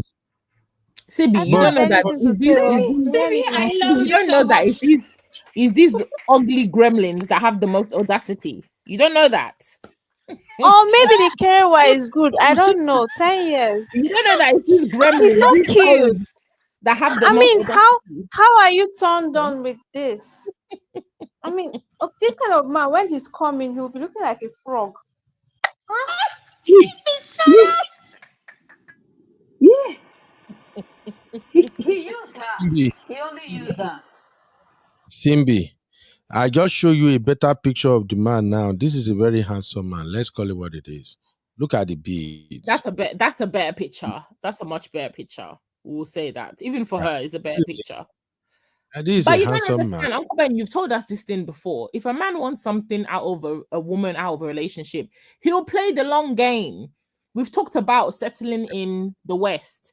Most time, like here now, you'll come here as an immigrant. It will take you 5 years at least, maybe to stabilize yourself in terms of maybe work. So maybe he stabilized himself after 5 years being married to the woman, being in that country. Did they say that in Turkey? Turkey, they speak a different language. It's not English they speak there. So the language barrier will be a problem. It's not like if you come to the UK, you can manage with your English from Africa, whatever, right? There's a massive language barrier if you're going to somewhere like Turkey. Cultural difference. You have to acclimatize to that. It will take you a few years. It's not going to be 6 months. You'll be behaving like a Turkish person. So then let's put that into consideration. Maybe after 5 years, he's already understanding the language. He's at least maybe started working, maybe something that is at least decent, bringing good money, or even established himself in his own business with his Turkish wife. For him to get to the next level, it may take him 10 years. And then now at some point, he started misbehaving. He now started carrying shoulder. He was even having audacity to be cheating on the woman with an American girl. So you can tell that his level has changed at some point in the relationship, but he still needed to be in the marriage for whatever reason. And when he got whatever that thing was, Uncle bounced and went back to marry the girl that probably his mother has been telling him, bring an Amber girl. This your Turkish wife. He's only for all these stories that they'll be telling themselves. And he'll go and marry the girl from his village that will make his family happy. And there you are, 10 years down the drain. She was in the marriage for love. He was never in the marriage for love. It was just a means to an end. And now he's got that. So the lady should just move on. That's All why I was right. asking if they have children. That's All all. You right. should have kids, but don't be trying to ask for him to come back. Come back for what? Okay, just for clarity, the woman said, because I know that the freeze asked her how did they meet, and the woman said she's a linguistic, that she teaches Turkish language in their school, and the man actually enrolled to learn Turkish language. That is how they get to know or meet each other. There you And go. yeah, and also I wanted to say this so that I won't forget. If you live in America and Canada, please don't joke with this one. 85% of the men that you will meet online who are from Turkey, they need you for paper. And many of them are married in Turkey. I have like 3 close personal experience of what's going on here. Like, I have female who are Americans, black Americans, who married guys in Turkey and bring them to the US. And sometimes the marriage don't even last a year or two. Those guys always shows their color. So I'm not saying it's everybody, but if you're a woman, you live in US and you live in Canada, and you meet these guys online, that's where they meet mostly, and they are in Turkey. They are very good at playing single. They are so good at playing single. And they are so good to the point that they will actually invite you over to Turkey to come and spend time with them. So you will go, you won't see anything, everything will seem perfect, but please be very, very careful. That's my advice. Now, the good thing is we have Mr. Akidola here, who happens to live in Mr. Akidola. I think you dare Europe or Germany. Yeah, Europe. Yeah, Germany na Europe now. Yeah. So, Akidola, these are your people. Now, they're the same area there. What do you think is going on here, sir?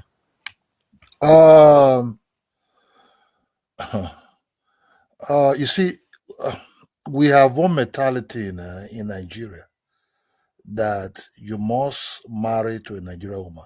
I can understand cultural. Mario, to take time. Go ahead, somebody that you know might understand your culture, food, and all those things that you grew up with your mother, right? But that is when you find that woman. You understand me? But here is it. You came to this woman, right? When you were struggling, right? You were very struggling. You were looking for your feet. So all those times that you were with this woman, you were looking at this woman. Actually, there was not really love between you and this woman. This woman gave you her money, possibility to take a loan in the bank for you to build your mansion. You understand me? Where this woman want to understand this guy is first. After that mansion, he refused to take you home to see the house and everything. That's when you know there's a problem. That you're just a passing by. And I heard these things. I have a friend who did this type of things too. I have a very beautiful woman who did everything for me. This guy is having some money, rich and everything. What happened? They went to marry to a Nigerian woman that actually don't know nothing about him. You understand me? This guy have, 6 bedroom with a penthouse. But this will become crazy. For me, is this: if you find the one that is with you, that you love, that stand by you, when you are nothing, you are zero. Man, who are you to just say, nah, because you are European or you are this, you are that, go your way. Man, karma will always come and touch you. There's no way. Karma will. I have a cousin who went to Russia. The Russian woman make very rich with trailer head, a trailer that tackle carry petrol. 2 tipper with 60 tires, a lot. This guy was going to the bar to buy things. The middle this guy entered to Nigeria, he went to marry a Hausa woman who's a soldier. This guy in a kiosk again, kiosk. You don't call kiosk. Kiosk. If you want to buy biscuit, then you open one of a fence. Now kiosk, you can't get now kiosk. You know, if you want I want to buy goody. You go say how many? Now it can't get now. Now it can't get now. Poor. Very poor. It's almost 60, if not 60. Dead man walking. No money, nothing. But that was the woman that brought that money after 18 years with this woman. That woman even have a son for him. He can't even go back there. So what you have to understand is not about after you making your money, you go back and marry, you now remember you want to marry in Nigeria. Look, that woman doesn't know you. You only know you on that money. But the one that know you without nothing, money is not everything. If this woman that the one that assists you to build this wealth in Nigeria, why don't you go and rock with this woman? Take her to that house, enjoy her in that house, show her everything, show her your culture. If you have children, it's a great thing, woman and your children together. There's no way say, may I go marry the one where they give you water. Me not abandon my papa, my mama for Nigeria. No only money they give my mama, my papa don't die. Only money they give my mama die so. Only money. Also say, may I go reap property. You never know nothing. These children might not even be in Nigeria. So this mindset of being with somebody, pretending that you love her, well, you don't love her, but you hurting her feelings. It's almost like saying they play Yahoo to this kind of woman. Because at the end of the day, the one you show money with, show big house, come with Mercedes Benz, you flag this thing towards her, and now this thing go say, may I catch big fish, my life go better. But no blessing doesn't know you. He don't like you because of your money. He just like who you are. When they go eat something, enter forest, they take a walk with the dog, stay somewhere, eat some chips or eat some things like that. That see you as just a normal human being, not on your wet. You dump that one, you say that when you go they flag with money, that money go finish now. Money don't be forever now. All right. Thank you, Bra Kidola. That's a very good one. Cici is saying sometimes the European women are too domineering for an African man. They are tired of being emasculated. LOL. They miss the patriarchy and misogyny. I know they read them again, Cici. You don't start. That they're used to. What When they they raise their shoulders and mistreat women, they're like, no. I need to go back.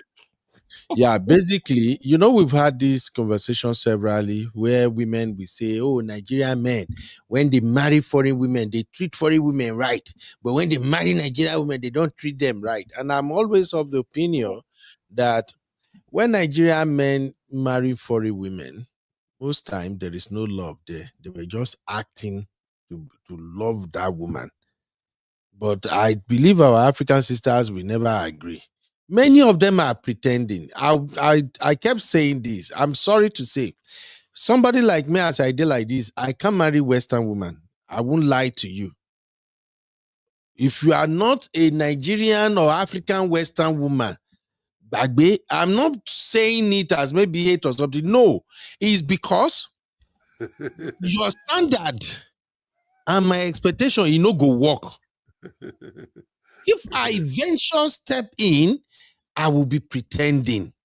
So what you see mostly between Nigerians and their foreign wives, I am not saying all of them, at least 20% of Nigerians who marry foreign women, they are truly in love with them and they embrace, they accept them. But those foreign women, they also adopt some Nigerian culture to some extent. That's why those men can stay. Go to TikTok, you will see them giving honest review. And you will see those who have lost their Nigerian husband, they will tell you the truth, that if I had known, I would have embraced some of the Nigerian cultures. I would have embraced some of the things he wanted. I'm just giving this tip. When you are with a Nigerian man, as a woman who is not from Nigeria, and you are getting married to a Nigerian man, and you are criticizing everything he wanted. You are looking at it and no, we don't do that. What is that? No. Maybe he say, I like to eat gari, and why would you eat gari? That's not food. I don't want to eat it. And he's not complaining. He's blendy. I'm telling you right now, that brother is giving you fake love. Nigerian men are super stubborn. The only way you marry them when you are not from Nigeria and you have very good love, very great relationship together is when you begin to yield. We are stubborn. We are. As I did like this now, if I marry you as a Western woman and you are expecting that every weekend we should go out Friday, Saturday. Oh, let's go have fun. It won't work. If you see me follow you go out every weekend, Friday, Saturday, and they follow you, I am fooling you. Because by our nature as Nigerian men, we they hustle and we don't like to waste money. Unless if that guy is into scam, is doing illegitimate business. So the money they, but you will not see a Nigerian man that work his butt off, saving his money and say, oh, every weekend, let's get to there, let's get now. If he go maybe once in a month with you or twice, thank God. Now, if you are the type of woman that you can take that, as far as you are concerned, like here in America, every weekend na party for Western women, majority of them, every weekend na party. Now, if you are a Western woman and you are expecting a Nigerian man to follow you every weekend, Friday, Saturday, to follow you, I'm telling you honestly, he's pretending he's lying to you. I know, Brackedola, you want to, but I just have one thing real quick. When it also comes to sex, intimacy, Nigerian men, majority of Nigerian men are hard workers. We need money. We find money like mad. Many Nigerian men, they are in competition with their counterpart in Nigeria. They don't say their friend don't build out, they want to build out. They are working their butt off. And if a Nigerian man is working very, very hard, if you get a Nigerian man to have sex with you 3 times a week, auntie, go they dance at Zonto. If he's doing 3 times, 4 times with you every week, that is like the first 6 months. Maybe he need paper at that time. Once he grab what he want, he's working his butt off. If you see sex, better sex twice a week, not saying truly love you. If you see her 3 times, you win jackpot. I'm just telling you this for reality. Maybe I'm telling too much. I got you. You know, look, this is you see, when you're honest from the beginning, I'll tell you the truth. You see, some of this are look in Nigeria, right? I didn't have no girlfriend. I know they like money. I don't get the money from polygamous home, managed to go to school. Where if we get that money, go to buy get ice cream. Hey, let's go waste money. Pura soap and all these things. I just offer back off. But don't let me say our African women, they're very, very beautiful. But my brother, it's about the person you really like. And that person could really like you. You understand me? Look, I think there's sometimes from European women. I know some of them are very bad though. Some of them want to experiment with you. Sure. This game of whatever, you see, I don't know what happened now for Africa. It's sure this is a game, but for real love, you dey honest. Your name na John, not come later Peter. You understand me? Say your name na John. You see everything. You just dey honest, but you understand me? Things go smooth, but that's the interest if you really like that person. Because if you don't really like person, you don't feel bear that person. But also the danger of it also that because you have money now, because you have, I see friends who go into Nigeria and say, I go catch that guy, catch this guy. I give, nah. Those are just waste of time. But any girl when you flag with money, show big come out. And because when we won't marry, we know they check the background anymore. Money they find girl you carry. After a while, the girl don't disturb you. You will just stay abroad for more than 20-something years. You can't go meet Nigerian girl within Nigeria. Then you go to marry. There's a different mentality there now. That egusi soup you won't eat. Don't be a cold eat again. You would have prefer your walnut, your Greek yogurt with some strawberry inside and all these things. Bruh, who they take walnut strawberries? No. I gotta tell you the truth. Say you would have preferred that egusi soup. You understand me? You sit on the porch somewhere. You understand me? You just enjoy your life. You understand me? You don't get that stress of somebody calling and say, "My mama is sick, papa is sick, dad is sick," or because they lie to you. Just you will enjoy any relationship as long as there's honesty on it. You understand me? You understand? As long as honesty on it. That's just the truth. Not about the skin color or where that person from. Uncle Ben, I've been married now for 28 years. You know, I'm married to a white woman. You understand me? 28 years. Hey, good. You know what you are doing. What to talk about is this, it's not about that woman never one day time to say, don't behave like an African. I'm a pure African man. You understand me?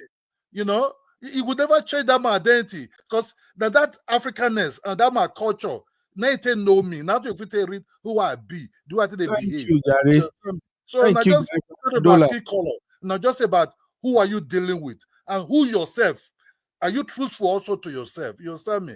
Nobody say go carry one big Mercedes Benz, go meet one small girl, say, I love you, baby, and you marry after later because they complain, say, that's what it be. I don't have hair fire. You can marry whoever you want to marry, but always be truthful. Because at the end of the day, it's the longness of that joy, of that love and happiness. That was matter a lot. Not be about the money, not be anything. All right, Brakidola. May we just cut and sharp so that we can end this segment and then move on to the two other one before I run come up for here. But thank you, Brakidola, for at least breaking it down. We just have to be honest with you guys on what's up. Because what we have nowadays is women believing, oh, you got to do this for me, you got to do that for me, you got to do... Nigerian men don't do that bullshit. That's why I keep telling you, ladies, ask all the necessary questions before you say you marry that Nigerian man. No. He gets some limit when Nigerian man no go follow you enter. And if you are with a Nigerian man, you are not ready to embrace some aspect of our culture. You are in a fake marriage. You got one where one guy married one time. Anytime the guy, we say, Austin, almost every weekend, 9 party day. Anytime the guy won't come party, now so she go come, swell up like puff. They show attitude all the time. Just because she wanted to go to their own local club.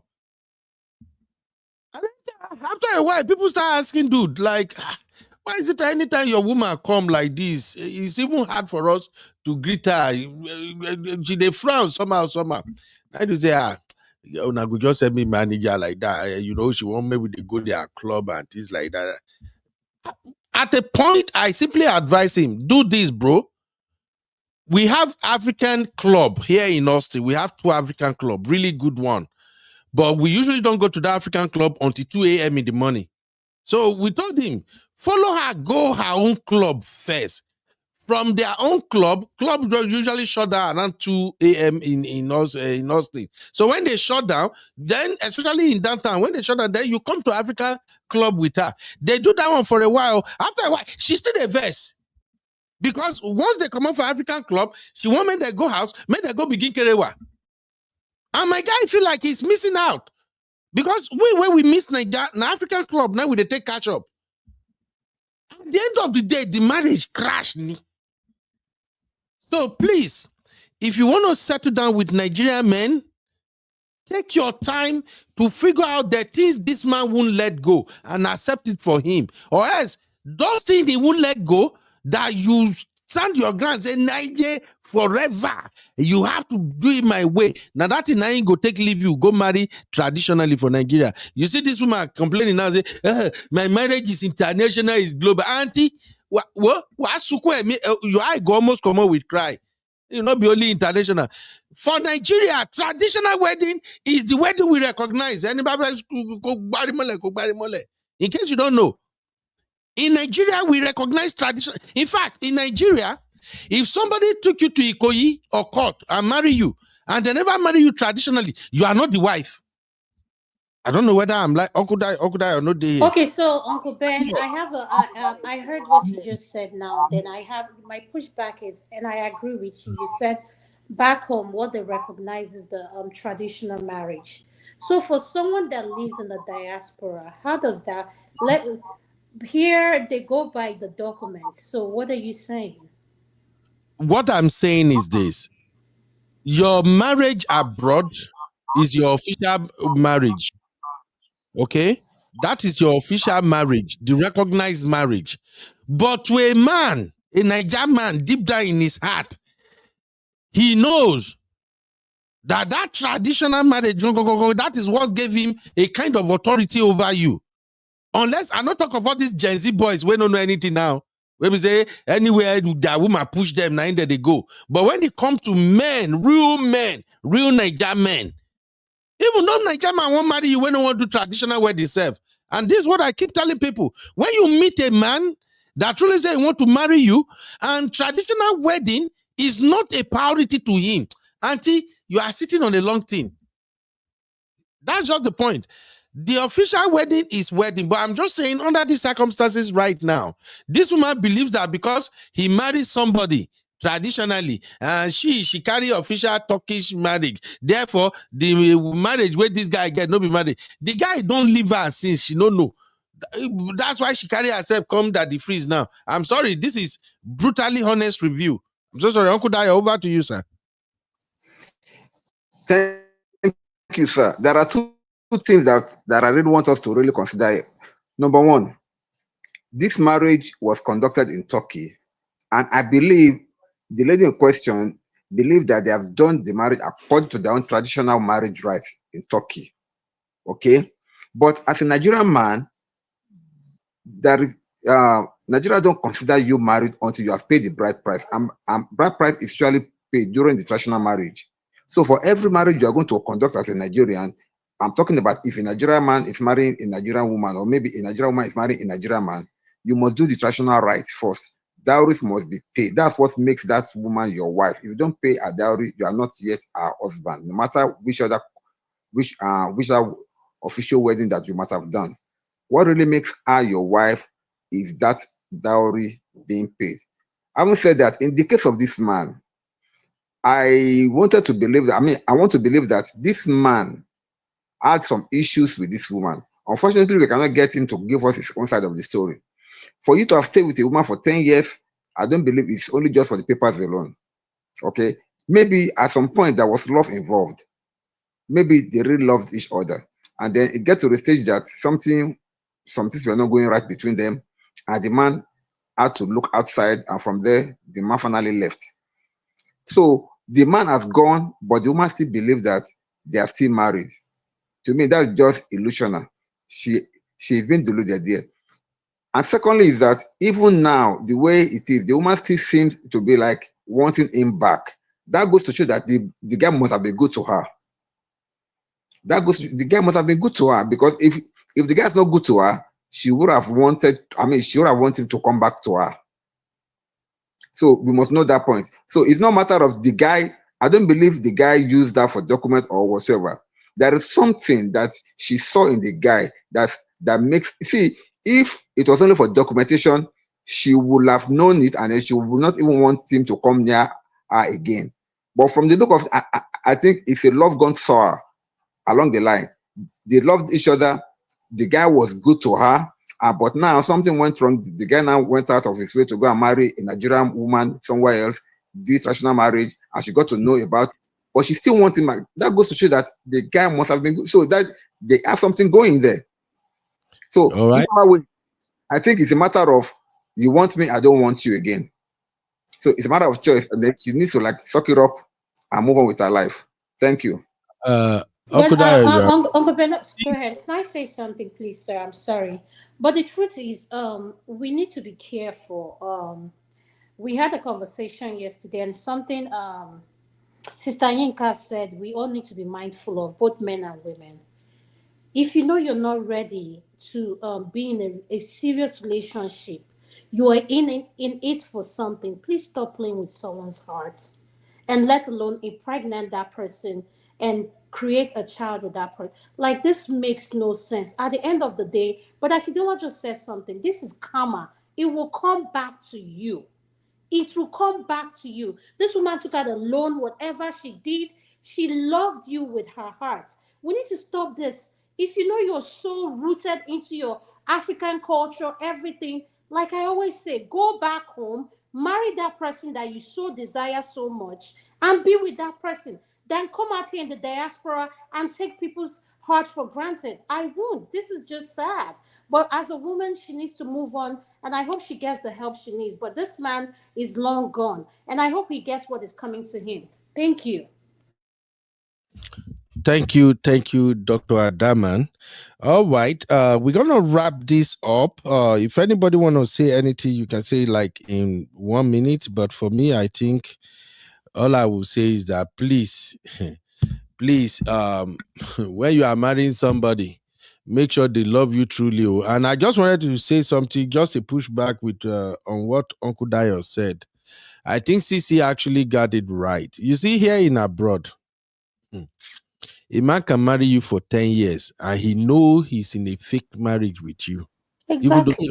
Even though you people went to court, you do everything, I do party, the man knows he's in a fake marriage with you. I know a couple of people now will be say their wife they Nigeria with children and they are married here. And everything they are doing is all about Nigeria. And from their original plan, you can even tell in the next, by the time they go hit 15 years here, they are back in Nigeria with their wife, and the wife knows about it. So please, there is a lot of fake marriages going on. You have to be careful. I have to warn our sisters, especially. Men's heart can be very, very deep. That is why I'm always encouraging sisters that you need to have a lot of conversation with a man. You have to figure him out so fast. My gender, we can pretend you. When you, especially Nigerian man, because we spoke about traditional marriage right now, traditional wedding. When you are talking to a Nigerian man and you people are talking about wedding, and the traditional marriage is not a priority to that man, I will say, you begin carry your slippers, they do it like this. Because every Nigerian man, every man from Nigeria, they know now that traditional marriage now give you some authority, in fact, a powerful authority over your wife. I'm not saying controlling, but it gives you that bragging right to say some things. It means the entire family, they recognize you, they know you marry her. I am not saying that gives you the right to maltreat her or do anyhow, you go still collect to. But even women know it's something prideful. It's something of joy to know that the man you are married to came to see your family. He prostrate like we Yorubas. I've seen many Igbo say, Igbo no prostrate for anybody except for our Ishi. Go and ask Igbo would have married Yoruba, true Yoruba daughter. Ask them if they're not Dobale when they come to marry her. You can't, because it's a thing of pride, like in our culture. And I know in Igbo culture, there is something called Mbaku. If you don't do Ibanku, not Mbako.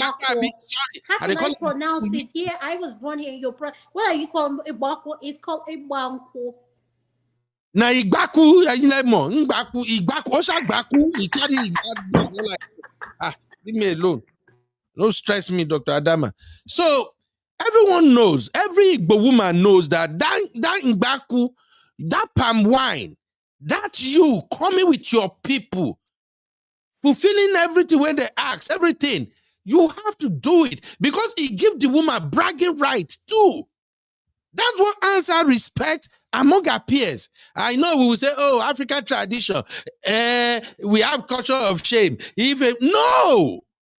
That's why we had that conversation the other day when Sister Roscoe hosted with me. And when we talk about is marriage an achievement, those are part of what makes it achievement. Those are the things that give you bragging right. I shared my own story with you guys there. My wife was in the US, I was in Nigeria. The original plan was they were going to invite me to come over to the US. I would just come for visiting, maybe 6 months. When I got here, then we got married. Mofaria, I resisted. I said, hell no. Now there you go, no say, when the resource person get coconut head, now me be that. We dragged that shit for almost 6 months. I told my mother-in-law, I told everybody, if my wife no come, may we go marry traditionally. I've been to my Igbo friend's wedding. I know say you go first go knock door. You knock door, then you do introduction, then you do traditional, then you do white wedding and everything. I told my wife, we have to do it the right way. Everybody have to come in from US, they come to Nigeria. The things cost me money with my poor black ass, but I don't care. In fact, by the time we finished my wedding, I was broke like broke could be. But today, sometimes if me and my madam drag, like I'll tell her, Auntie, I know the faces of people when I give wine. I know the people where sit down, where they collect this up wine, down wine. Not give me that jazz. So I marry you completely, fully. Why am I telling you all this story? As a lady, a Nigerian man is asking you, I want to marry you, and then he's not talking about traditional wedding. That motherfucker is fooling you. And Uncle Ben, you forgot to add the very important thing. If a Nigerian man is asking you for a wedding, please make sure he has his papers. That is very, very important. Oh, man, they no ask now. No ask. Now you go collect. Uncle Ben, see what I see here. You see, it's all about happiness. If you like married to anybody, the wedding might be heavy, but at the end of the day, enter that house, you have to be happy. You have to be comfortable. You understand? So this is but why would people they go see this guy now when Black say take money for this woman? If this woman can take a risk for you, right? Go to the bank and borrow money for you. I say, okay, take. You say you want to build a house, this money for you. You understand me? Then, man, what kind of wicked heart will get like that? But no, then you go to stay the house with a new woman, right? They go say, now you both self, I know one time. No, you both, I just use them. My brother, this is not to the, in short, if this guy married to another woman, or say if he just married stay in Nigeria, if he marry, why the woman was saying that Turkish marriage is international, he can call United States government and said, I'm still married to that man. If not Donald Trump just power, they'll just put her for G. Straight. J, you don't lie. Right. You understand me? So that woman is trying to say that no matter if you go to United States, Turkish government have power to call for that we don't get divorced, so he must still have to pay me my alimony. If I were this guy, don't go and meet this woman though, because this one will just kill you. Not go meet her, that smile when she the smile so now smile hot. He won't pet her come in. You understand me? He won't pet her come in, he go finish her. Because he really deal with this woman. For this woman to come out and say, do you see what? Yeah, I still want him. Now I just say they just dig your own grave. Don't go there, otherwise it will finish. Yeah, you know? But I understand, because when I was even listening to the woman, I can see the pain, the agony in her voice and everything. And I know exactly what she's missing. You know, in Turkey, I think they are majority Muslim, right? You know, and sisters, baby out here. I understand one thing, that when a woman has been with a man since 2015 all the way to like 2023, you are having your regular gbola, you are having your regular companion. The person is always there. You don't have to necessarily dress and say you want to go and look for man or something. And all of a sudden, the man just disappear like that. It can be very, very hurtful. Although I saw what Chucky dropped earlier. Chucky, I said, now you go explain yourself. No, be me go explain this one, because you are looking for trouble. I don't know about Turkish women bedroom performance, but Chucky is saying that Turkish women. Uncle Bear, you know they talk about Kerewa. I swear to God, Uncle Bear there, it gets a kind of love where you go get. Kerewa self never ever come self. evolve. Your head don't scatter. Don't be about say this kind of what I just nonsense thing. People just think about Kerewa. You get some kind of which kind of Kerewa are you having that's which kind of hold on. Uncle Ben, let me just tell you the truth. It gets a kind of love where you go feel. You understand? Where you go feel for person there, it gets a kind of touching. You understand? To be honest, Kerewa are just end point. You understand? It gets some kind of even the waka alone for street. Your head go they burst. That means you never see such attention or concentration, teammates, everything. You understand me? Everything is if it's pure, you understand me? If it's pure, it go dey nice. You understand me? You just go carry some kind of you go carry a woman for Nigeria. Well, okay, see, Okoba, just listen to me. The girl will wake up. Good morning. You want eat akara? You want buy? Give me the money. Nonsense. Who won't hear that nonsense? Sassy voice need to rain on it. Things need to rain on it. Don't say this one. Say the guy won't just go finish himself because he gets more money. He no finish himself. But he don't finish himself. If he dey enjoy himself like Two-Face. So anyway, thank you, Brakidola. Thank you, Brakidola. Sister Mario, don't start. I see what you and Sister Inka they do for chat. Mona no start at all. Sister Mario say scam marriage we still do everything and still be scam. Is that true? Sissy. What did she say? Mario said in scam marriage they will do everything. Any traditional introduction, every goddamn thing they will do it and they will still be a scam marriage. Do you agree with Mario on that? Oh my Absolutely. God. You people are just dragging Like I my said, Nigerian. if a man has a goal in mind and his goal is he knows he's marrying a European person or he's marrying somebody for papers, Uncle Dio was putting sentiments of, oh, he can't be married to her for 10 years and there was no love. That's not how it works. They do it there a It's a lot. means to an end. You're playing the long game. You're in the game to win. As Uncle Ben says, being in is to win it. It's not about sentiments and feelings. He's No. just pretending. Once he gets what he wants, he's gone. You'll be shocked. Uncle Ben, this thing almost happened to me. I know lie to you. 2019. I just stayed. They don't put pressure from my mama where. How you allow your first son? How you allow your first son? How you allow your first son? How you allow your first son? Even my mother, I just marry Oyinbo. Then Oyinbo I marry. Now my mama just called me. Say, he want time. I said, Mama, what is that? They say, see, what did they hear? Oh, I said, what did they hear? They say this kind of people, say they just carry Pekiro. Now, Mama, what did they talk? Now today, you know this woman. Woman that don't marry 1997. Who they tell you this, sir? 1997, Brakidola. Yes, sir. Brakidola, you don't lost. Make I do traditional. No. Why they talk about say? That's what Mama say. So you want me God punish me, Mama? So make I leave woman like say, even the house where you they stay, the muta build up. Anything we they say I get there, the muta build up. May I leave them? Wait, Mama say. Oh, wow. So the question we started with Brakidola, it applies to you when they ask who will you choose between your wife and your mom. I go choose my wife. I go choose my wife. Dr. Adama and Chrissy no go let us rest. So it applies to you, Brakidola. I go choose my wife. Why I go choose my wife and say, my mother the old, and my woman did there for me like any other thing. You understand me? I know they, nothing to form, nothing to lie. If you live in the Western world, you don't have the capacity to start making that money to even build a 5-bedroom duplex. You can't do it alone because there's everything that will be against you. The job, even when you learn the language school, no matter what you do, you still have a limit.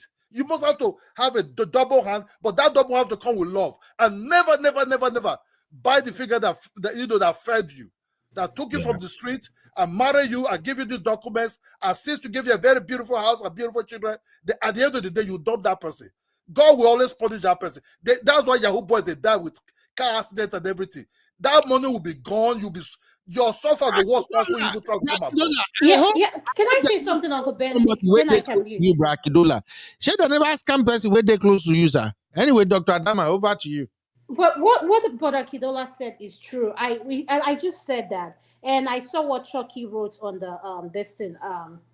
Chuck, the truth is, if you're going to marry someone, and just like Mr. Mario said, with tradition and everything, I am saying don't even entertain that person if they don't have their documents, both male and female. If they don't have their documents, don't entertain. I don't care how much tradition they are going to go back home to marry you. If the person doesn't have their documents, don't entertain it, including the women as well. So please, so that let everybody know what they are bringing to the table. Thank you. So, Dr. Adama, what you are saying is that if a sister is in America and she found love in Nigeria, she should not marry the person because the person never get paper. I'm just saying.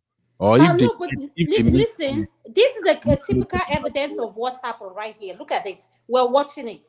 And Sisi just said, someone can be in love with you, and it's not just her saying it. Someone can stay with you because of it's convenient for them to be married to you and to get everything they want. As soon as they get everything they want to where they are going, that's when they'll start saying you're no longer convenient for them. So at the end of the day, I will ask you to marry someone who is around your environment. But if you fall in love with someone in Nigeria and you want to bring the person here to the diaspora, make sure you know who you're bringing. Make sure you know. Don't look at Uncle Ben and don't look at his situation. Men like Uncle Ben are 5% out of 100%. 5%. But if you're going to come for my daughter, Dr. Adama, please make sure you have your document. Well, that's a requirement. She won't even entertain you. Thank you. So, Dr. Adama, you go ask the boy when they bring her come and say, no, my daughter will already do that before she brings the guy. Ross, if you did more than 10 years, Ross, if you did more than 10 for our brothers in Nigeria, even 15 years, you can never marry a Nigerian get back home like that anymore. Just for a Nigerian woman that will understand the situation. If that's what you want to go for, look for a Nigerian woman, right, that is in that capacity, that level with you, right? Because if places like United States, the food there, England, the food there, there's no need going to Nigeria to go and marry. That's a stress. You live you have already left your life for a very long time. Maybe you be married to, you date Black Americans, Nigerians, and everything there. Maybe you bought these things. They're out of the blue. Say that the one in Nigeria. When you don't look for the one in America. Brakidola, I support that too. I've always appreciated that marry where you live, but sometimes it's difficult because of all these standard. I have standard. A man must behave like this. You must wash plates. You must cook this. Men are actually hearing all this. Then they hear them. I think we had a show here where I was kind of, I don't know, maybe now my baby sister Abby, I was telling them, when I say it's good to have standard, but my advice to young girls is this: don't throw that standard shit on the face of a Nigerian guy from the get-go. Rather, as the relationship progresses, begin to move in a way that I will begin to see your standard. So a lot of men nowadays, you're already seeing a girl that is telling you, okay, so you love me, I love you. I know we are both from Nigeria, but this is America. I don't want to do that Nigeria marriage. Not that the one where you go to work, you come back, you expect me to cook. When you come, who first reach house will be the first to cook. These are the things Nigerian men are hearing, and they be like, make I go marry the one we don't already know. Say, as a wife, part of your responsibility is to ensure that there is food in the house when your husband come. Now, we don't understand that you may be working, husband may be working, but you are not going to compel it or making a kind of competition between you and your husband. Like, if you can't cook it. No. So I think that's the reason many of those men are running back home to go and look for women. There are a lot of them that are meeting here and they are getting married here. So far, the woman understand that as an African man, there are certain things you don't even play around with this guy with, because he's an African. Now, if you meet an African boy where they're born here, he grow up here, it's fine. You can do whatever you want with that boy. If you like, press the boy head. Now here the boy, now you no go be anything to them. He understand, say, this is America, or now woman I be your girl. But as an African man, you can't expect an African man to do some things for you. It won't work. That's what we keep telling people. You got to understand that there are some things you shouldn't try with this guy. Even though westernization has made it possible that, women can do it, but don't do it. So for me, Uncle Kidola, that is the more reason why many of them would prefer to go back home and marry. And there are many women that are doing the same thing too. I can count nurses that are actually went to Nigeria to marry husband and bring them here. When they bring the husband, once you see the husband, you don't know, say, now for one ilu, now they go bring this husband, but you go give the husband time. Maybe after a year or two, the husband go begin blend. Why do you think the women are running back to Nigeria or to Africa to go and marry too? It's the same thing, because these women, they are looking for men who understand that when you work, it's your responsibility to take care of the family. When you work, you have to understand that your money is for the entire family. But the men you have here now, where their eye don't tear, don't men already know that I work, you work, babe. I'm dropping 60, you dropping 40. I don't know, maybe you guys understand what I'm saying now. So we are just trying, people are just trying to pretend. Everybody know what's up. And yet, when you meet some whites here that grew up in the US, or maybe they live there for a while, and those wives understand the African traditional values, that in Africa, we have male gender role and female gender role. And that does not mean that maybe your husband is controlling you or dominating you. It simply means that you know there are some things that are your job to do, that you cannot compel it on your husband to do it. It's as simple as I did like this. I won't lie to you. I like to go do back to school shopping to my kids. For my kids, but most time, if I go do a rubbish now, they end up with. Sometimes I go even go, I no go carry list. But if my madam go do her, she go cover all the basis, everything. That is one. We've talking about food here severally. As I'm speaking with you right now, I can help you do anything if it comes from my mind. But if you want to do this, this is different, this is America, when you come back from work, you're hungry, you come before me, you prepare. That marriage no go work. I will only pretend. If I have something to get from you, I will only pretend. In fact, if I need something from you, I go cook for you. You won't go work back cooking. But the day I will disappear on you, it could be like this woman will go to the freeze, go the lament now. That's just what I'm saying, sir. If anybody has a pushback, let's have it.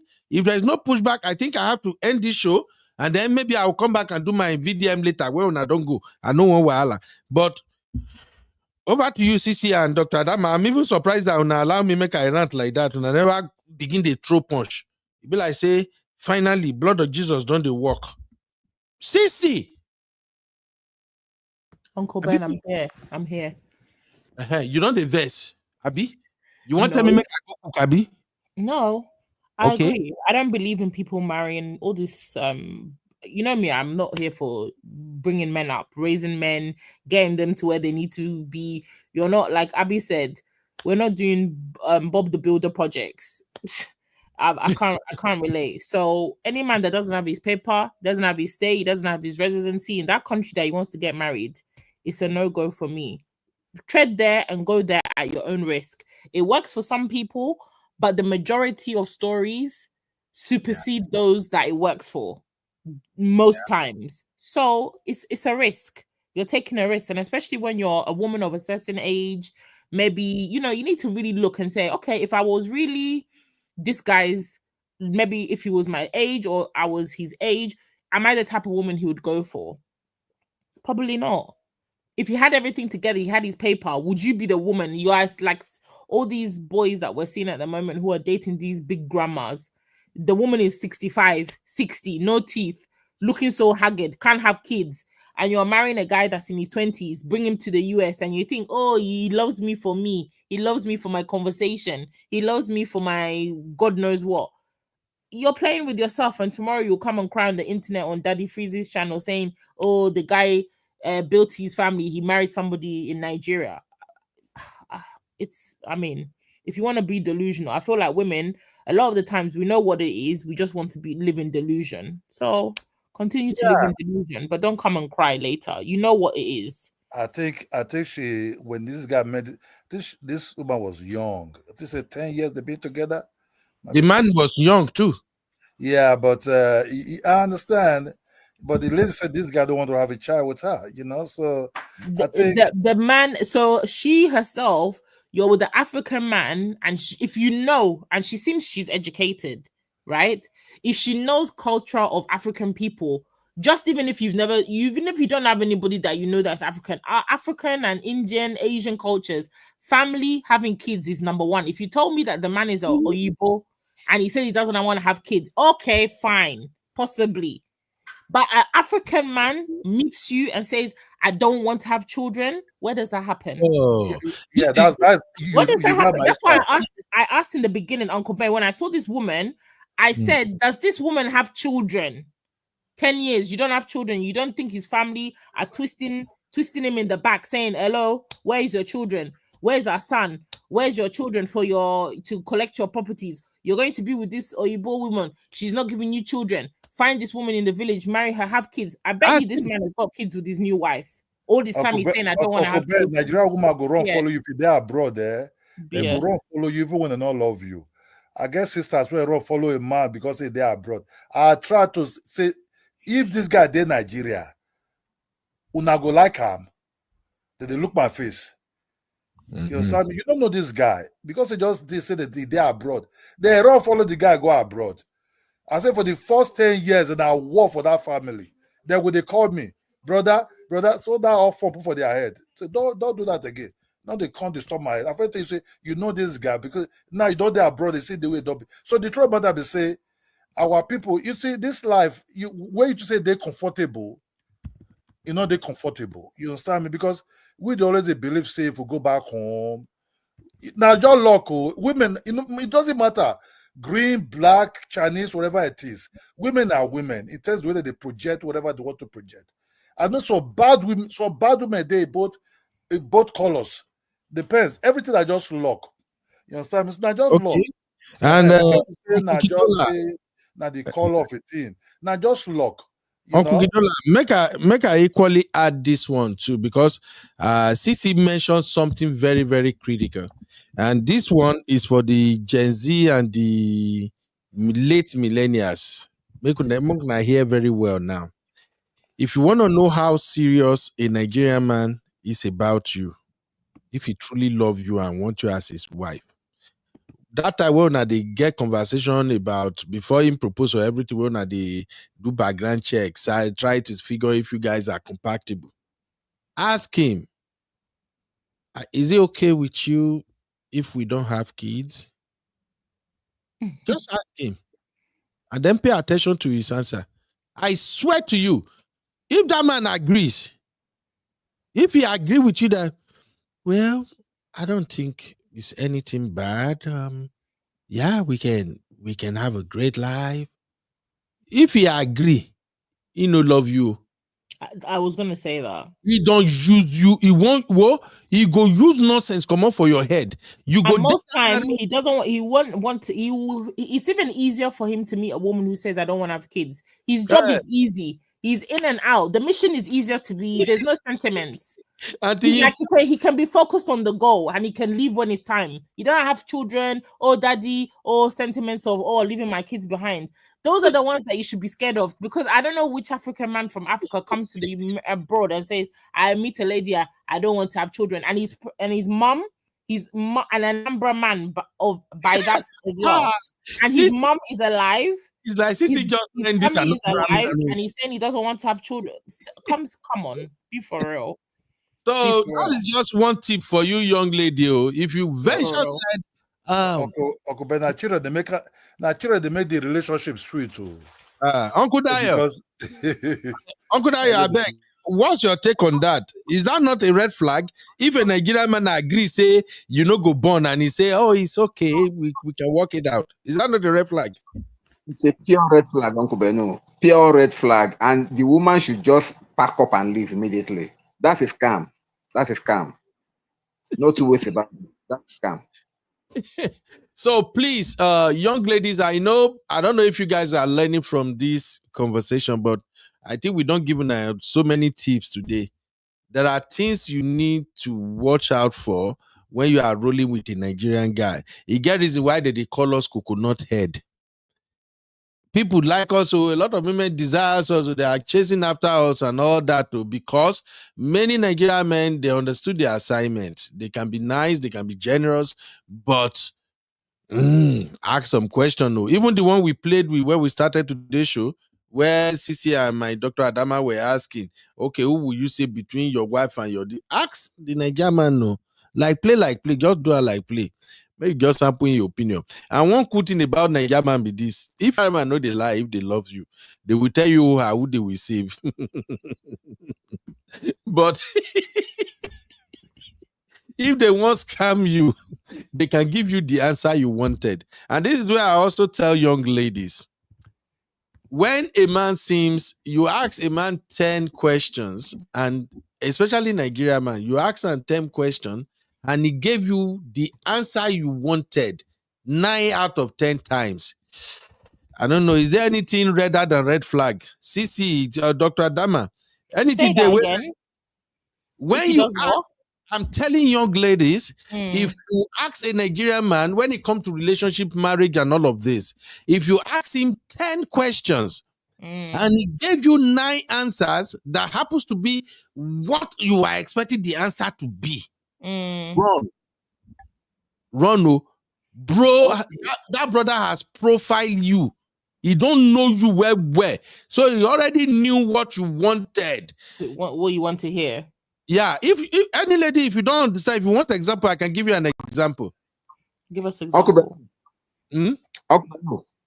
Yes, sir. Would this not be misplaced to be compatibility? That the man answered 9 out of 10 questions? Yes, could it not be misplaced to be compatibility? Okay, may we do an example? Who's stubborn where we are among ladies with the here?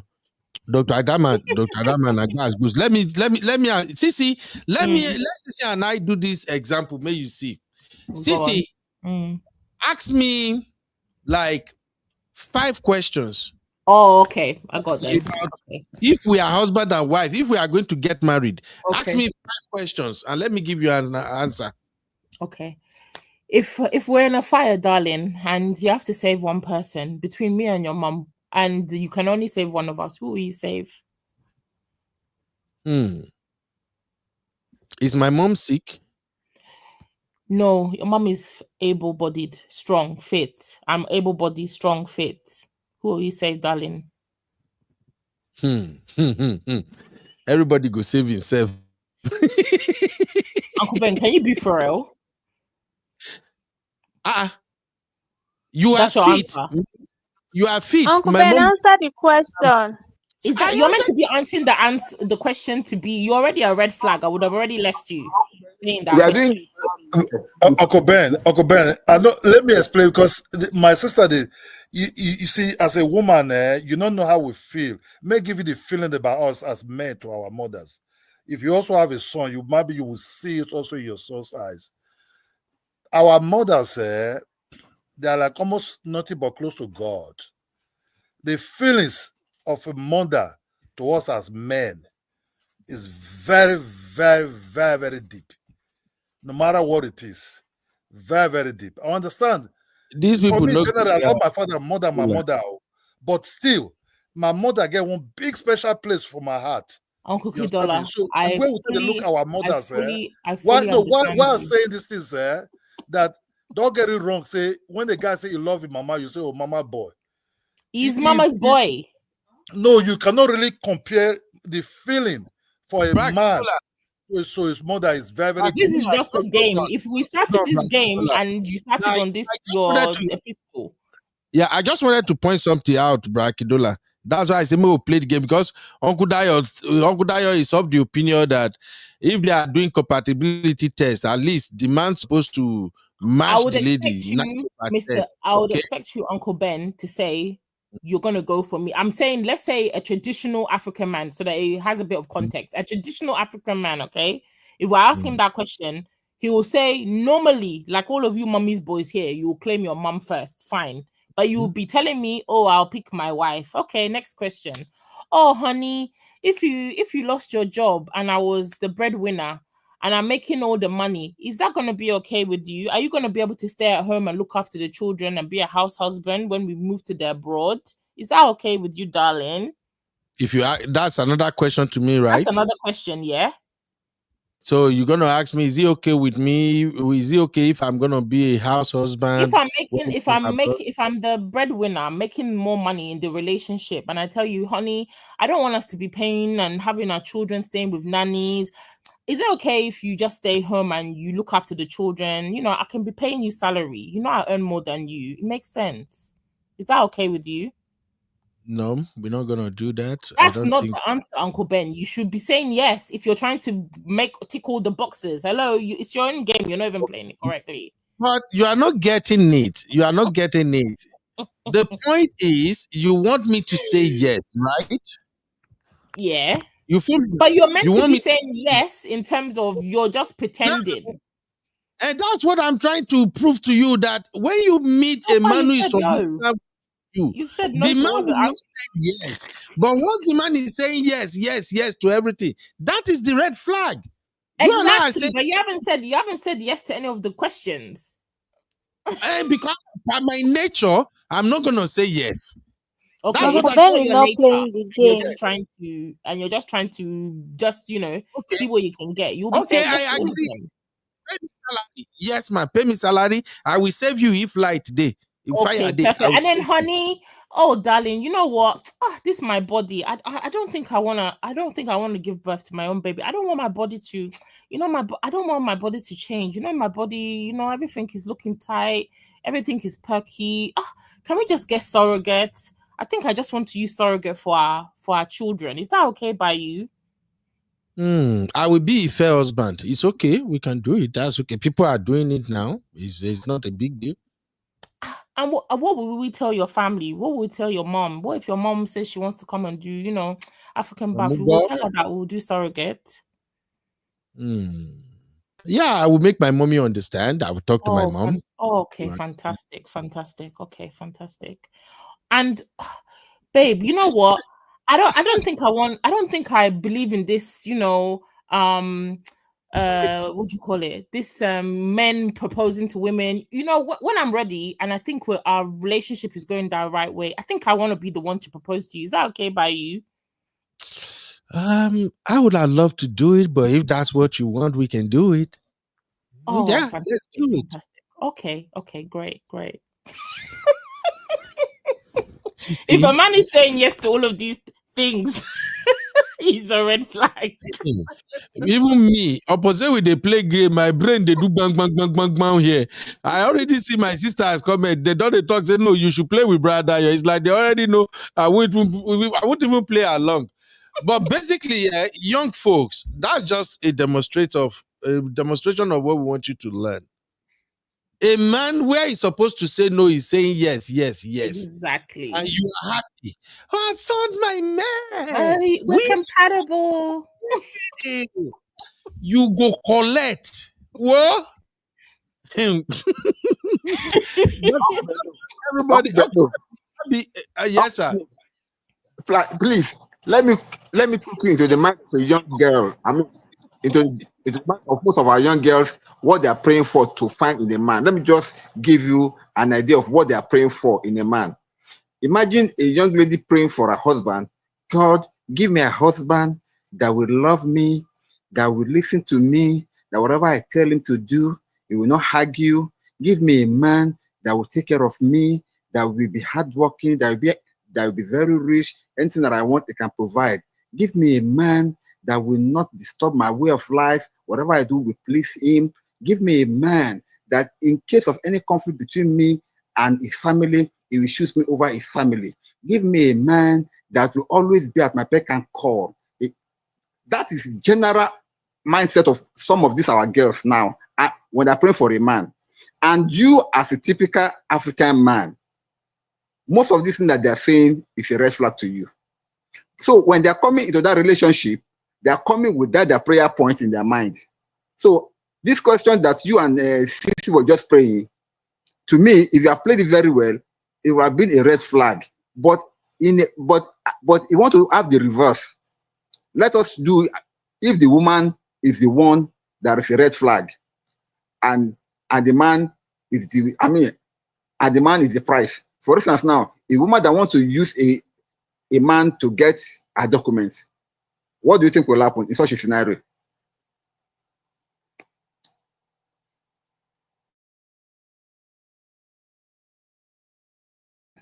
A woman who wants to do what, Uncle Dio? Use the woman A to get woman papers. to get a document, what will you think the scenario will be like? Where is she living? Is she living in Nigeria or in Africa, or is she living in the abroad? Both. Now, the one that they came to bring from Nigeria, that one is different now. But I'm talking about the one that's over there that I want to use people for paper, right? That use yeah. Use it for paper. Oh, it's almost like the same thing. She won't fight for anything. She won't tell you anything. She will agree with almost everything until she get the paper. Mm-hmm. So we have to be careful. I have a couple of guys where they don't get bonds like that with all these ones have now Nigerian women and they get bonds on. Now one, now woman we marry here, now still set them on fire. The other two, they go Nigeria carry woman come. Marriage no last 2 years. Probably don't show like woman don't work. May God just help us anyway. It's been 2 hours. Now what man they do? Now woman they get woman thank guy where go carry woman come. The woman born for a more. After that 3 children, tell the guy say, I use you. They get go marry a boyfriend when they Facebook. You got that so. He tell the boy say, I use it. Naja get to Najaga. You know, the guy almost made the guy with depression. He live, he not take the children, no. He leave the children with the guy. The guy waka. That's not poverty mind now. You know, that's not poverty. That's just not luck. Thank you, Gary Bracketola. Sister Yika, na very wicked auntie. Sister Yika, this is not good. Chucky. Uncle Dio, everybody see what this Sister Yika post. Could they down? Ever she buy? Not do like this, Sister Yika. Uncle Dio, they come out they go night shift to have a great day, my brother. Thank you. Enjoy your company. God bless you. Send me word to your wife. Uncle Kidola, have a good one. Have a good evening, sir. Hi, Nice Uncle to have Kidola. Sister Yika. Is that Abby here? Abby Yeah. just in Abby. Abby's here. Abby's here. Abby, let's hear your voice if you're here. I saw what Sissy share in the backstage. Abby says she went on a date. Abby, you are here with your traditional uncle and sisters, and you leave us here. Go on a date. I need to know that man. That she didn't take permission for, by the way. Yeah, that is disrespectful. Do you want me to marry or you don't want me to marry? Your husband need to respect us as your uncle. Choose one.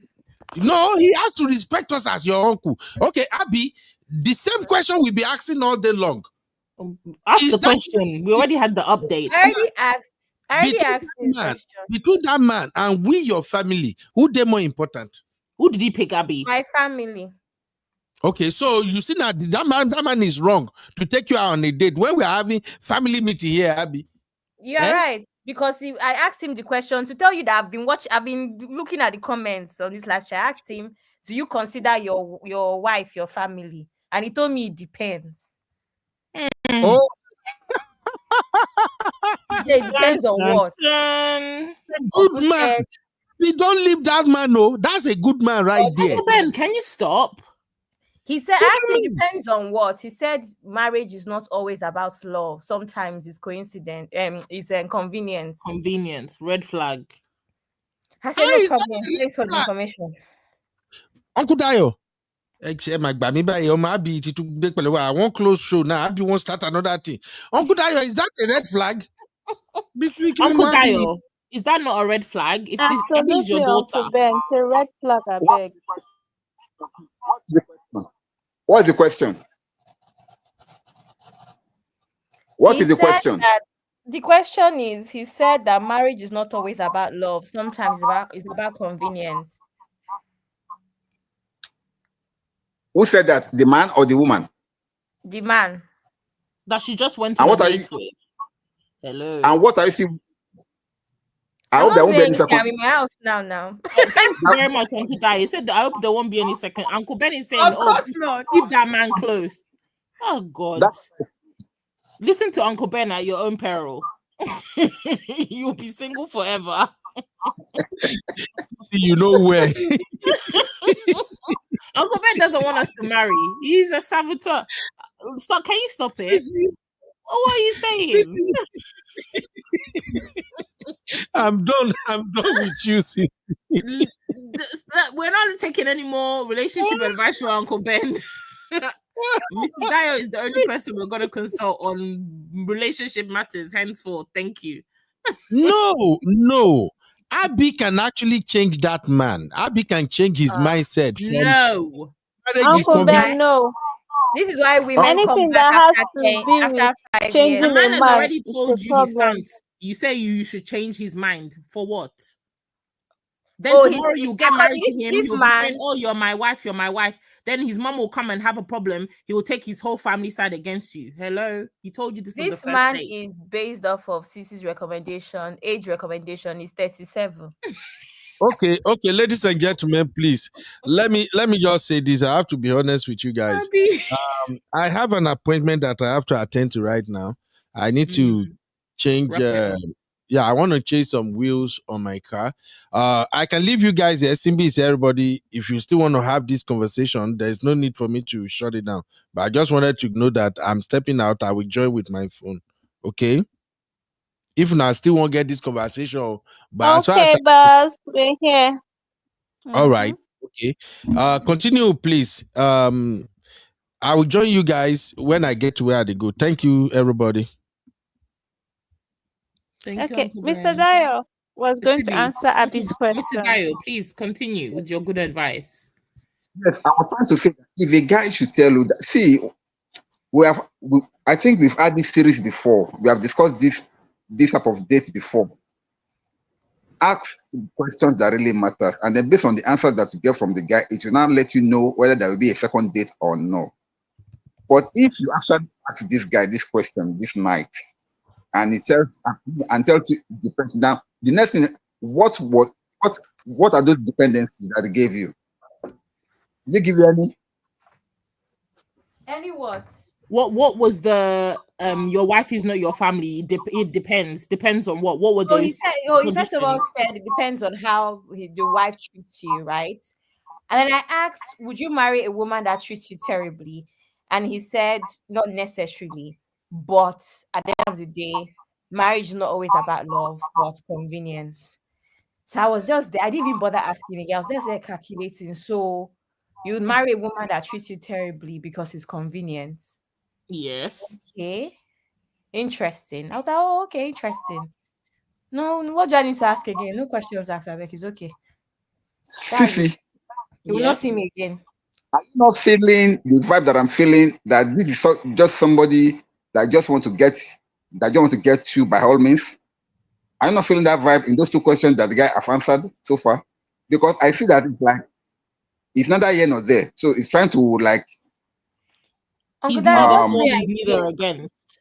What may I You said think is that he actually just wants, he's 37. I feel like he just wants to get married.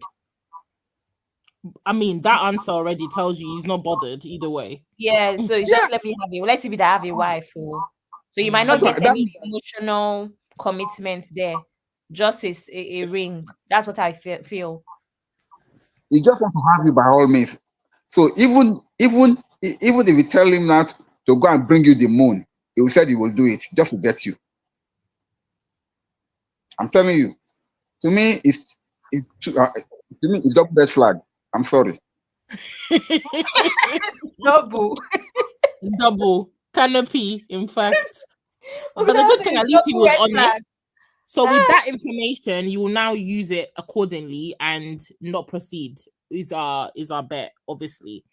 So some women will see that and like Uncle Ben said, oh, keep him close. You can change him. No, you can also do mathematics as well and be like, okay, this is what he can provide. This is what he can do. And then that's how some women would think about it. Exactly. Not completely ignoring this amber. Yeah. This amber that could be a red flag down the line. and it's a And big then one. in For a 5 man not years, they'll to, come and say they are sad. No, they'll say, "Oh, he married another wife that his mom wanted him to marry in the beginning." Mm-hmm. It is well. Or he'll be talking to his ex, the one that got away. Abby, That will Abby, not be our portion. Abby. Yes, Yes, my love. Sibby. Let me ask you a question. Looking at this man on the screen, is he cute? Because Uncle Ben said he's cute. This man is cute, okay?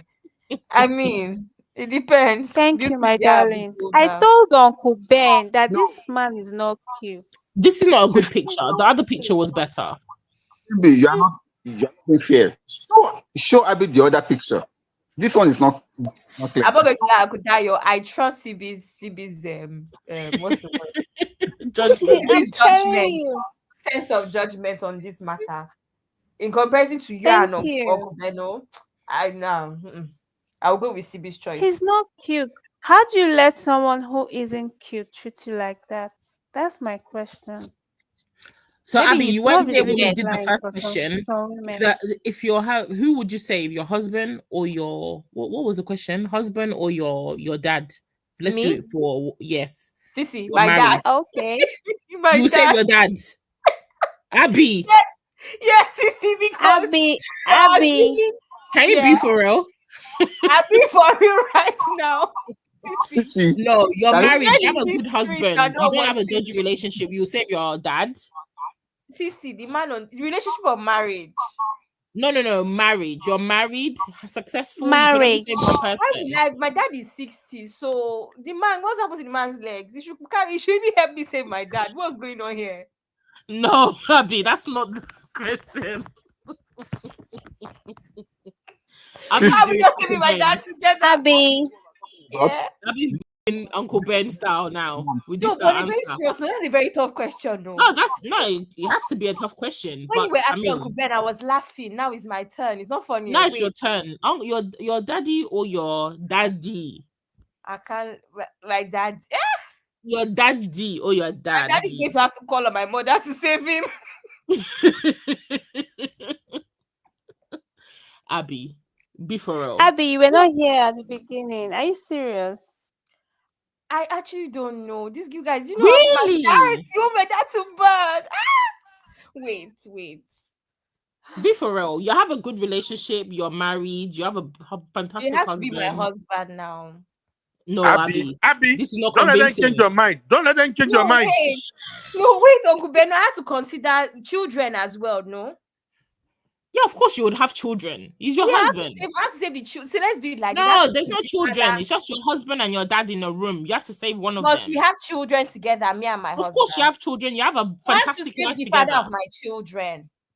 Why? Abby, let me put it this way. Abby. Yeah. It's either you become a widow or you become fatherless. Pick one.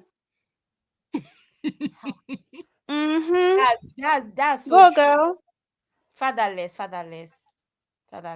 Hey God, but I don't have You mother. see? Wait, but I don't have mother. You see? God Hey bless you, God, Abby. See what I did there? Oh no. You guys, if I don't choose my daddy, I'm going to be an orphan. No. Honey, if you choose daddy, you're going to be a widow. And your kids will not look at you the same. But my dad is going to die at some point because old people die, right? Let me see.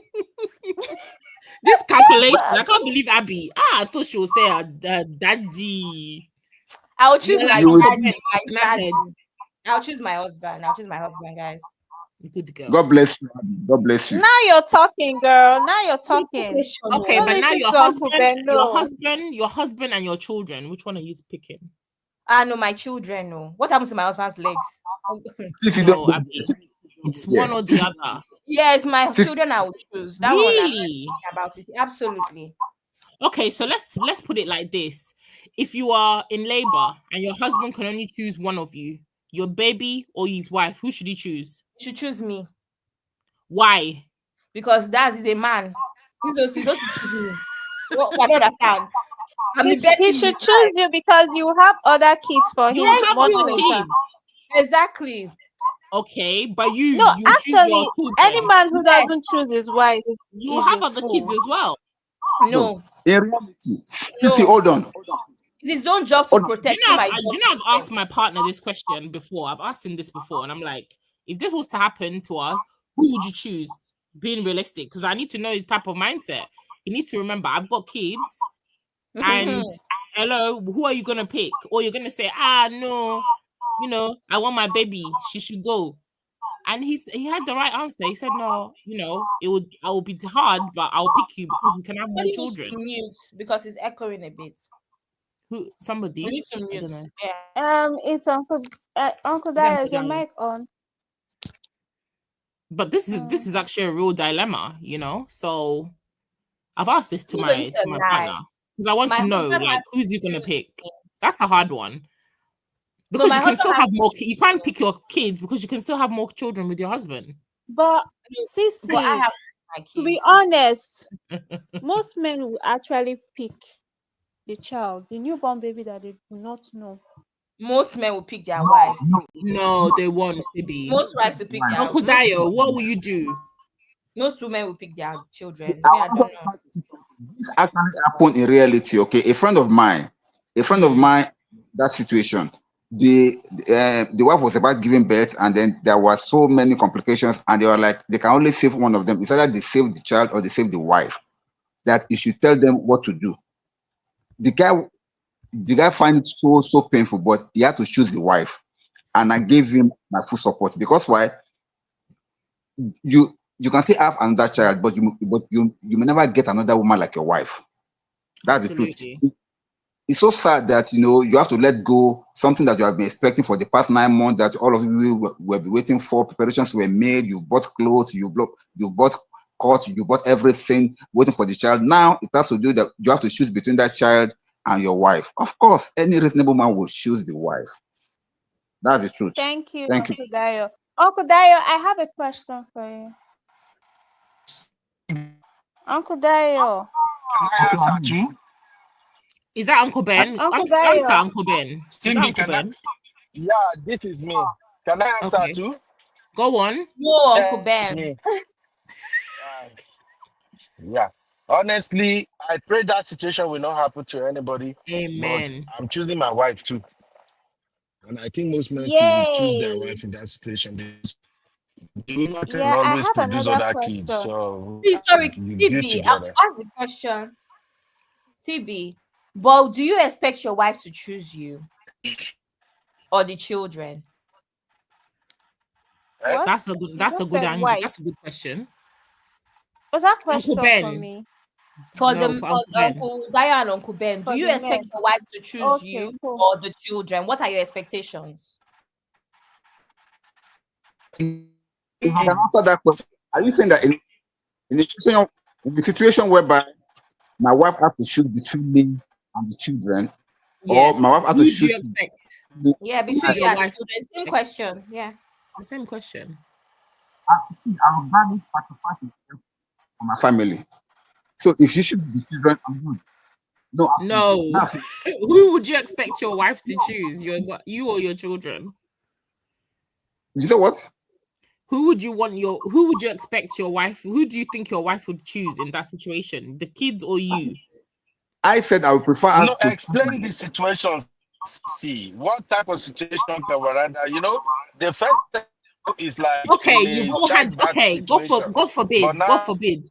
God forbid you've all had a car accident.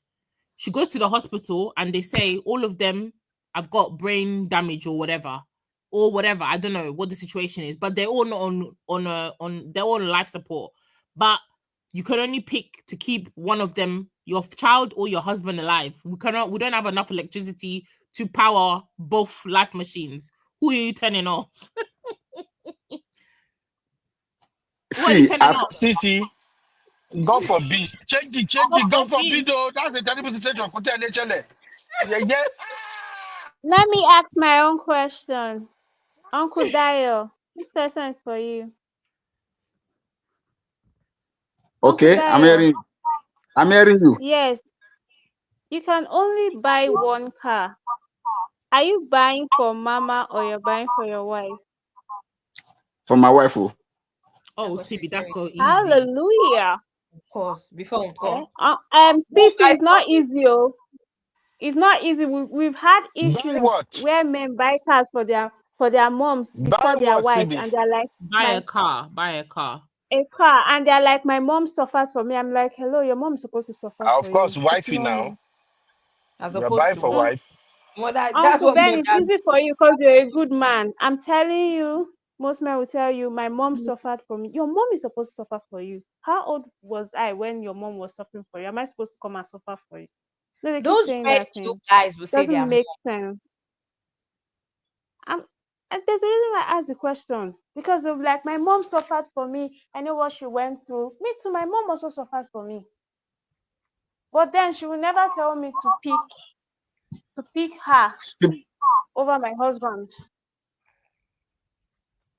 Can you See, hear me, the sir? question that you asked here on X, most men will say their moms. Of course, we already Because said they are very we mad did the on that video. app.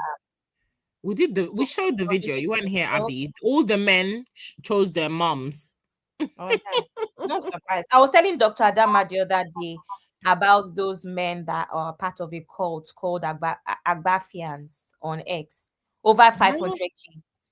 Their platform or whatever, their group, they have group meetings. Oh, they go for meetings in that Lagos.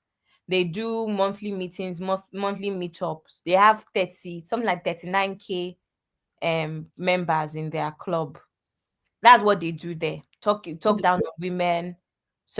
Prep young girls for them to be their wives when they turn 18 and for them to take their V. Things are happening in that Nigeria. We're in trouble. Oh wow.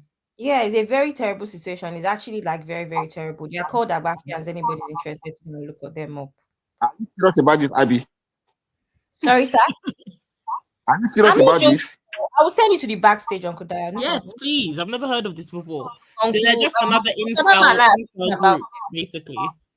They're called Agbafians. They are very big on X, always causing commotion. These men will boldly come on X and say stuff like, oh, they've met a 13-year-old girl. They're just waiting for her to be 18. They've already started buttering her up.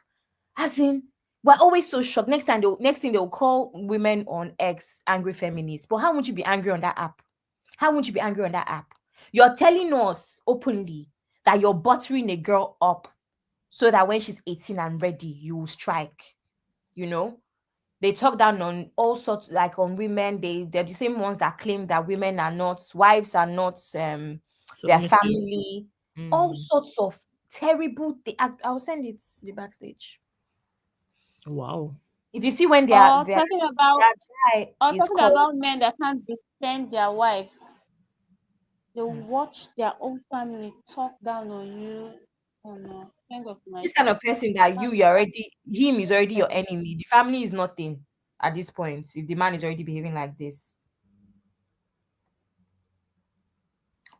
I have a question, please. I think everybody can please answer me. Yes, A friend of mine, I was talking with his wife, and then the wife was telling me something that to me I found it strange. But let me just narrate the way it was. She said, you know, she had a grown-up son, okay, that she and the husband had been taking care of him. That now, when son wanted to graduate, she took the child to the market and asked the child to point to anything that he wants in the market, as per clothes, shoes, that wants. The woman does not even bargain. The woman was just paying for him, bought it for him and all. And she said something. She said, I want you to remember this day, because by the time you marry and I come to your house or I need anything from you, and your wife is trying to tell you, no, don't give your mom this. If I say I want this, and your wife is telling you, no, don't give your mom this, you have problem with me. Because now you are choosing whatever you want. I did not even argue with you. I'm just paying. So once you are married and I need anything from you, you must do it for me. Oh wow. Now when she said that, I was shocked. But please, women, was she right? Or please help me make it make sense. Because I don't really understand. Who's gonna go first? Abby? UCC. Okay. I think that's really wrong. That's emotional blackmail to some extent, because as a parent with a son, I wouldn't put my child in that situation to say, "Oh, you're allowed to pick anything you want. I've done this for you. I've done that for you. Now, when you get married, you need to remember this moment so that when I now ask for what I want, you should give me at my will whenever I want, even if it's not what you and your wife want or agree on." No, that's not. She's already setting up her son to go into a marriage with problem, knowing that his mom is already overtaking that marriage in some way. She's already overstepping her boundaries way before the boy is even married, which is totally wrong. Me as a mother, I wouldn't do that, because I feel like as a mother, you should understand you're not in a competition with your daughter-in-law. You're not. You can never be in competition. Do you understand? So for me, you should see it as a race. You started the race, you gave birth to him, you nurtured him, you brought him up to a certain level where he should be responsible, mature enough to now continue that race. And the woman comes in to take the baton, you hand it over to her, and she continues the race with your son. When they get to the finish line and they're successful, everything is great. Just like in a relay race, you all come together, you cheer. It's a team effort, right? It's not one person is better than the other person. That's how I see it. You're handing over that baton to that woman. You're not in competition with her. You have your place as a mother. Can never take over. She can never take that place. It's not possible. She didn't give birth to him. Exactly. Do you understand? But his wife also has her place because she's going to give birth to his children, carry on his legacy. So women that have that mindset already setting up their children to be taking sides and having this warped sense of like, oh, responsibility for their mom already in a marriage, or you come now and say, oh, I want to do this, and your son will be running around after you despite his wife's protest or something. No, it's wrong. I don't think that's the right thing to do, because as a parent, Thank it's you your so much. duty. It's your duty to take care of your children. Your children didn't ask to be here. You are supposed to take care of them. Why do you you. have thanks for that?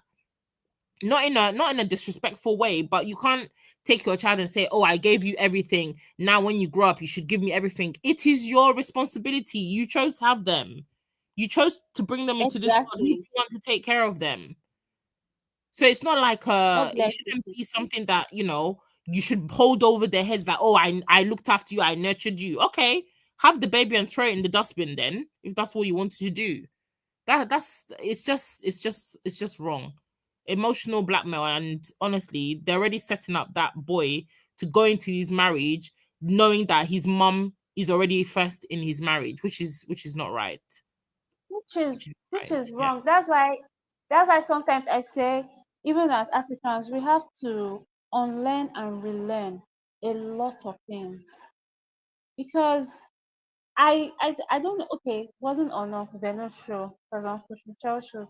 I said something. I said, if your son or your daughter, let me put it that way, your son or your daughter, if they have to choose you as a parent over their spouse, then you have failed. That's how I see it. I love my parents. I love my dad very much because he died. But I know that they have their place when I will eventually get married. And I have been, and I was brought up in such a way that my dad made me to understand that my spouse comes first. If my spouse cannot come first, then I shouldn't be marrying that person in the first place. If I don't feel like I can put you first, why am I getting married to you? I don't care the sacrifices you made to raise your children.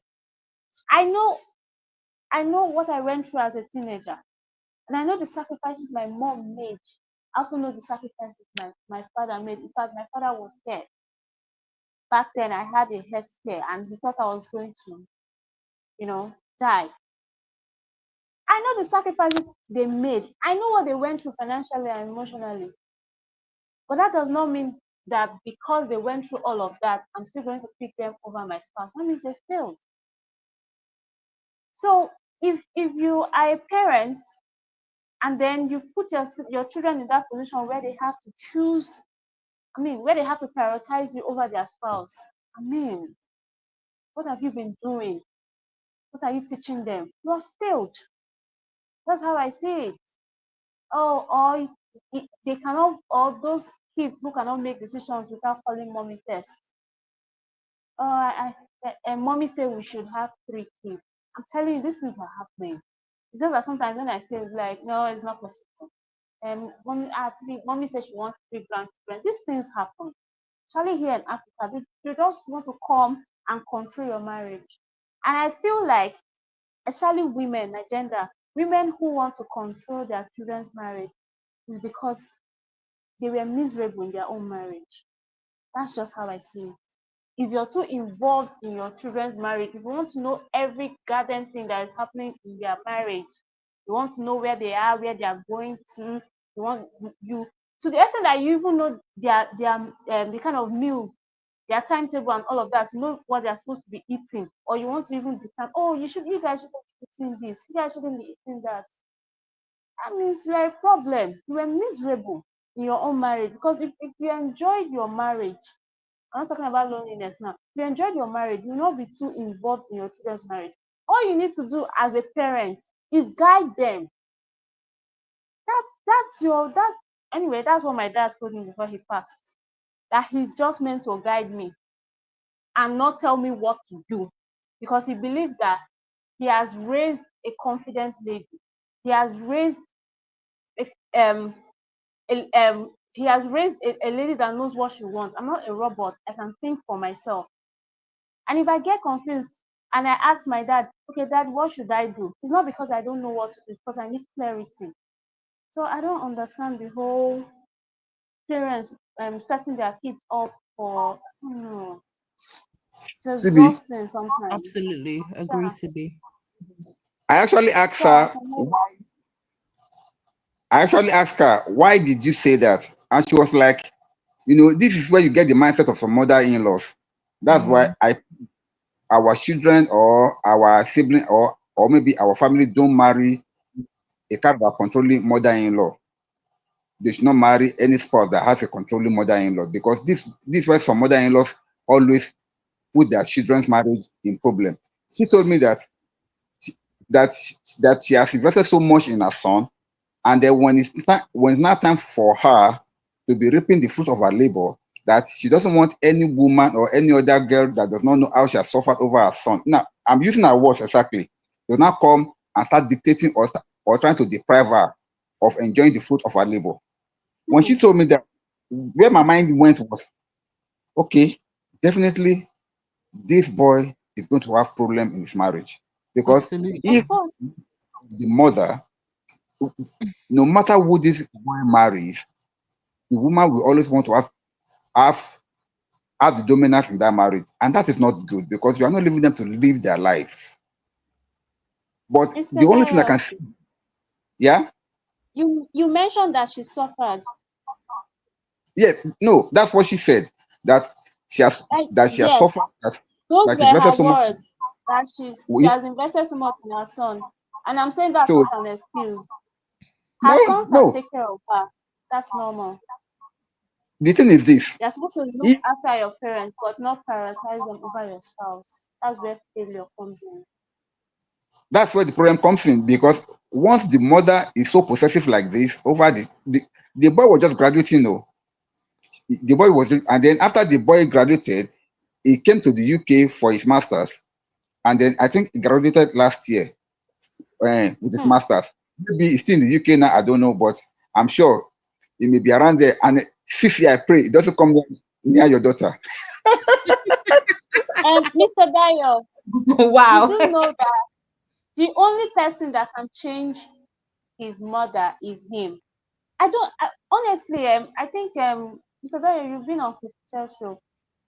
I said that thing several times. I said, I don't like to hear my mother suffer for me. Bro, you don't want me to break it down for you what my mom went through or what my dad went through when I wasn't okay. Don't come and tell me they suffer. They are meant to. That's their job.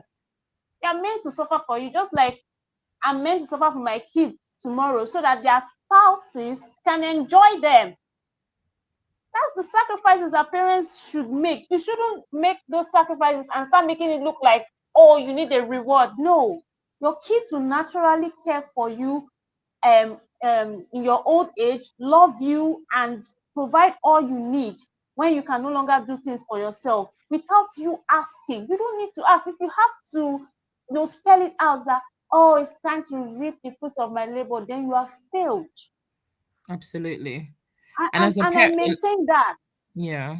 I And I know feel like I know what I would have done for my dad if he was still alive. In fact, the other day I was like, Daddy, you went so soon. I'm angry because I had plans for you. You see, and he if he was, I don't know if I said this on the show before. I said, Daddy said, don't build mansion for me while you're living in 3-bedroom flats. I will gift that mansion to my grandkids because it doesn't make sense. I know you're trying to say thank you, but if you are okay, then I'm fine. Because that is like I'm supposed to be giving, even when I'm supposed to leave something behind. It gets all that. If you're giving me a mansion and you have an estate, then I will accept. That's my dad's philosophy. I'm not saying every other person, but that's how my dad saw life.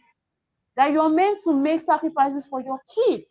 Which one is my mother? Let her suffer for you. I mean, that's what she's supposed to do. That's what they are supposed to do. I mean, who's going to suffer for you if not your parents? I will suffer for my kids too. I'm saying it even now. I'm saying that I said my future daughter-in-law is going to be looking for me because by the time I come around, my own is just to come and drop food stuff, say hi, and I'm off. I'm not. Yes, I'm not. She will be looking for me. That's kind of a mother-in-law I want to be, the one that she will always look forward to my visits. Not like this man is coming again. He's coming Exactly. again. No, we need to Can I we really need to learn and relearn. It's can I annoying when I hear that. Oh my, what did your mother go? What did she go through? Please, who is supposed can to I go through it? Me, sir? Yes, you can ask. A lot of people have told CB this thing, haven't they? now I want to ask you a question. If you happen to have a son that is in a toxic marriage and that the wife is maltreating and bullying and all, as a mother-in-law, what will you do?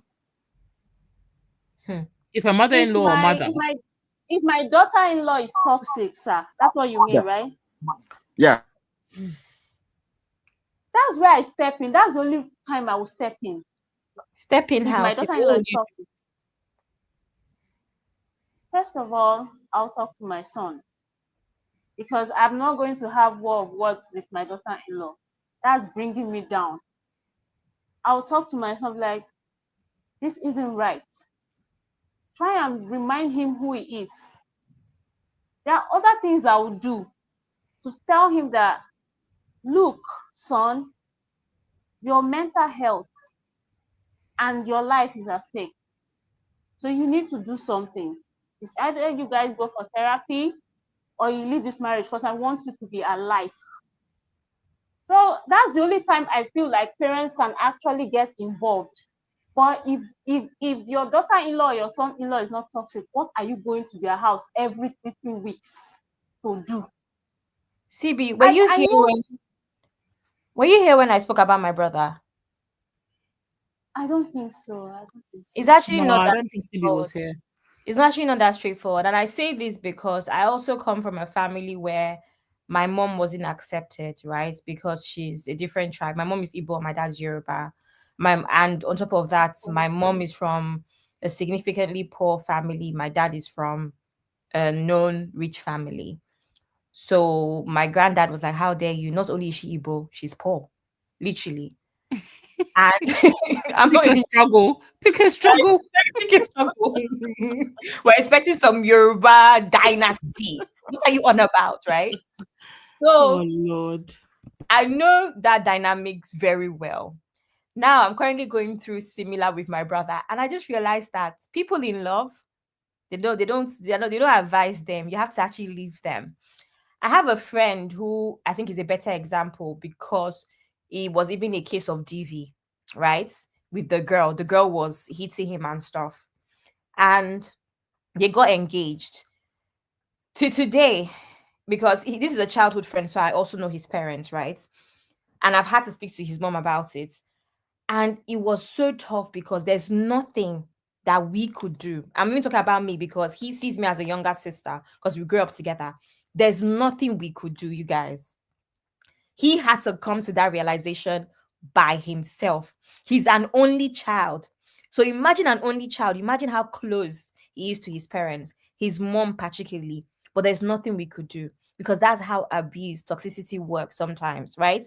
We treated the same case with Wumi and not Wumi, IVD's wife and whatever. You think the family did not try?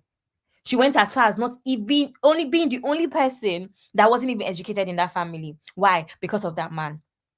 So I think it's easier said than done. It's easy to say you will step in, but step in as what? Does your son want you to step in? Does your son see it as something that he shouldn't be in to begin with? Or your daughter? It is tough. There's a reason why there's lots of people that go through those sorts of marriages and their families can't get them out. You think they don't try? I've seen it. I've heard of a situation where they even kidnapped the girl. They literally had to kidnap her and she still ran away from her father's house to go back to that man. So it's just not that straightforward. Just, and again, I'm speaking from my experience where, as far as my grandparents were concerned, my dad had no business being married to my mom, not because of anything, just, silly reasons. But even then, his own parents could not convince him. Now, imagine someone that doesn't believe that they're in a toxic marriage. It's actually not easy. So I don't know, because it's been a year since that my friend has called off his engagement with this woman. And in fact, the last straw, funny enough, was her talking down on his mom. Sis, you remember that statement about Nigerian men and their mom? That's where they draw the line. Very good. That was his last straw. And do you know that I'll be talking to this guy? We can be on the phone for 3 hours because at this point, I'm also his therapist. I can talk to this guy and he will not tell me about how the ex called today. And I'm like, why are you still talking to her? This is a year later. I still hear that he talks to her. The girl showed up at his house and all sorts. Meanwhile, this is a 30-something-year-old man whose parents stepped in to even make sure that he changed his address just so that she would stay away. This babe left London to go and live in Nigeria because of man. As in, 1 year after the called off engagement, she's still in Nigeria and she doesn't live in Nigeria. She lives in London, So it's not easy. CB, step in as what? So yeah, that's what I have to say. As for me, I'm a mom, I have a son, I have a daughter, and I've always said that when I hear all these stories about DV, relationships, husband and wife issues, as a parent, as a friend, those are relationships that you shouldn't even get yourself involved in. It's hard. As a parent, it would be very difficult to be sat on the sidelines, seeing your child being mistreated or seeing them go through something that you cannot step in and get them out of. It will be very difficult. But the truth of the matter is, they're an adult. Unfortunately, they have to navigate that situation themselves. And I feel like the only thing that you can do, even with friends, is be a constant safe space for them. Just be a consistent person in their life. You don't need to come with your judgment. It doesn't need to be another hostile environment. Because if they're getting it from their partner and then they're coming to you and you're shouting at them, you should leave the person. You should do this. You should do that. All they're going to do is withdraw from you. And then when they really need you and they really need your support, they're not going to feel confident enough to come to you or to seek you out. So for me, it's just being that constant presence in their life. When they're ready, they know that, okay, you know what? My mom is going to be there. My dad is going to be there. My friend is going to be there. It's hard. And sometimes you may even need to distance yourself from them and their madness for a period of time, just for your own mental health. But I think if you can show up and be present and not be another person that's another conflict for them or another hostile environment, it goes a long way. But ultimately, people in relationships, they'll do what they want to do. All these husband and wife, they'll be fighting. They'll come to you to settle the matter. You'll settle the matter. You'll become the enemy number one when they've come back together. Is it worth it? No. It's not worth it. So if you want to still be, at least have one foot and eyes on the situation and be in an environment where you at least are able to still see what is going on and that connection has not been severed and cut off and you've not been blocked out or they've moved to another country and you don't know where your son or your daughter is, my best advice is just stay in your lane. Let them do what they need to do. When they're ready, you just be there as the parent, as the friend, and you show up when they need you. That's all you can do. That's really all you can do, to be I honest. have And a God friend. forbid, I would hate to be in that situation because me, I don't think I could manage that. I feel like I'm good at shutting things off. I can compartmentalize things. So I'm always telling my kids, look, you get yourself into a situation, it's only for you to get yourself out of that situation. I can only do so much as your parent. I remember when my daughter was younger, she went into a girls' school, like a grammar school, a girls' school, and the school. My daughter used to be. She's very like somebody who's a bookworm. She had glasses as well at the time. She had braces. So she was your typical nerd, and she loved to do debating and all these kind of things, right? And I always used to make her. She always used to wear braids. I didn't allow her to do makeup, all this weaves and all these things. So some of the other girls that were rocking weaves, that were doing like wearing lip gloss to school, doing lashes. I said, no, you're not doing that. So obviously there were some girls in her class that were like, oh, you're goody goody. She just wanted to study, do her homework, and participate in lessons. There was a particular girl that was always on my daughter's case. This girl, anytime my daughter would speak in class, she'll be like, oh, why are you always asking more questions? Why are you always doing this? My daughter just takes part, wants to understand, wants to study. This girl will be on my daughter's ass year 7, year 8. She would come home, complain to me. As a parent, it really, really upset me to the point where I said, you know what? If I can drive to that school, park somewhere and beat this girl up. But as a parent, you can't do things like that. And I told her, I said, look, my darling, you need to stand up for yourself, because right now you're not standing up for yourself. And the more you don't keep standing up for yourself, the more you keep on going into a shower, the more you keep on running away, crying, you're just letting this girl who's trying to bully you, it's giving her more fuel to continue to do what she's doing. You need to stand up for yourself. I can't come to school and be fighting your battles for you. It's not possible. One day, my daughter was in the canteen. This girl came with her nonsense. That day, my daughter just lost it. She went toe to toe with the girl. My daughter does not fight. The girl was so shocked that, wow, this girl can speak today. My daughter was like, I don't care. If you want to do anything, if you want to try it, I'll fight you. I said, where did that come from? She went crazy. And in that moment, she knew she cannot fight. But she just thought, what, to hell with it. Even if this girl's going to beat me up, I'm going to give it my best. Do you understand? But in that moment, and from that day, this girl never bothered my daughter again.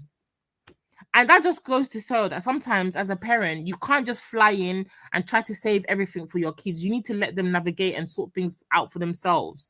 That's just like a girl kind of like bullying situation in year 7, which is not a big thing, but it sets her up for the future. I can't go into a relationship, she's having a problem with her husband, and be trying to fight her husband, trying to sort out. I can't go to her job when she's having a problem with her manager or a work colleague and be fighting a work colleague, fighting her manager. I mean, come on. So it's unfortunate. As parents, it's hard. We have to stand back, but that's what you can do. You just have to be the safe space when they're ready to come to you, and that's all you can do, really. That's more all I can say. Do you know that even this thing you're talking about, when you hear my dad talking about even things like DV, I would do this, and my dad is a soldier. So imagine that military mentality as well. I would do this, I would do that, I would do that. When that my ex now did his worst, Daddy, what did you do? Daddy, what did you do? He did nothing. He did nothing. I was so angry at some point. I said, Daddy, let's arrest him. My daddy said, we don't do illegal arrests, my love. I said, Daddy, what do you mean? He took my money. He did this. My daddy said, listen, that is not your husband. Your husband will come. In fact, the very first time my dad heard the news, I was crying. My dad laughed in my face and said, man. I was just in Dr. Dama the other day. My dad just said, man, shaking my head. Men will always be men. That's what my dad said. My God. Your daddy didn't go get gun to him? See, and did you know it was this guy was wrong. When I was telling this guy that I wanted to come take my stuff that I was left, or he should send it to me, I was like, I'm scared. Your dad will arrest me. Soldier Pekin. I was like, so you knew I was a soldier's child. You knew. And you messed with me, only for my dad to not let me down. Can you imagine? No, but I think one thing we all need to be one thing I have learned with all DV and I've seen is we need to, from an early age, we need to teach us kids what it means to have self-confidence and at the same time let them learn to speak up for themselves. If you have kids, like I have a daughter who dealt with anxiety when she was a teenager, and I gave her two options. I said, do you want to address it medically or do you want to go the natural way? Of course, she doesn't like medication like her dad. Compared to me, I take medications for her. If I sneeze, I just want to, So the point I'm trying to say, so I started making her, I said, go get this, go talk to the person. And I'm hearing a noise in the background. Is it me? No. No. Okay. So I was Sorry, like, it be like saying I'm una dey here. I don't come back. Make no nervous. oh, okay. Okay. Welcome back onto you. Oh, welcome back. Then. So the after telling her, I thought and as my daughters get older and I sat them down, I said, listen, you're going to like boys, yes, it's okay and stuff. And my stepson, when I said, listen, people are going to break your heart. I want you to get your heart broken. And she looked at me and she said, well, Mommy, why would you say that? Are you saying the person I'm going to fall in love with is not who I'm going to marry? I said, no, he will dump your ass and you were going to break some boy's heart. She couldn't believe it. Then she got her first heartbreak. Hey, my daughter was just crying. She was like her whole world was upside down and stuff like that. And I went, her dad, we speak to her, try to know, I loved him. I said, what do you know about love? What do you know about love? I said, what do you know about love? So it broke my heart to see her go through that. But one thing, when I go back and ask her, what did that experience teach her? She said she has learned not to put someone else first before herself. And I was shocked. I was like, what?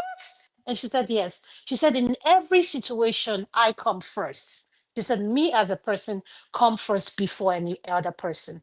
She said, Mommy, you know how you always say you come first before any, you don't even choose us. You don't even choose that. You said, I come first. And then she said, it took me having a heartbreak to realize this because he said how quick it was so easy for him to move on.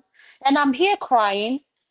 And I'm like, what is really going on? She said, I have learned to put myself first. And you have to accept that no matter in every situation people are going through, everybody's busy looking out for themselves. But when it comes to the issue of DV, I have lost someone closer to me that happens to be DV. And this thing almost consumed me. Like when I say consumed me, she almost got me in trouble because of this person. But you know what? At the end of the day, I had to give her tough love. And up to today, when I speak to her family, and the thing we always said is she wasn't strong enough to come out of it. Because DV is something, it will brainwash you. You see everybody trying to save you or put you in a safe zone as your enemy. You will never see them with a straight look. But at the end of the day, if you are determined, like you believe that you can, like you, this is not a situation meant for you. You want to come out of it. And I'm saying this for our viewers listening. Don't stay in a DV situation because you have kids. He's going to change. Or I have nowhere to go. At the end of the day, you need to remember something.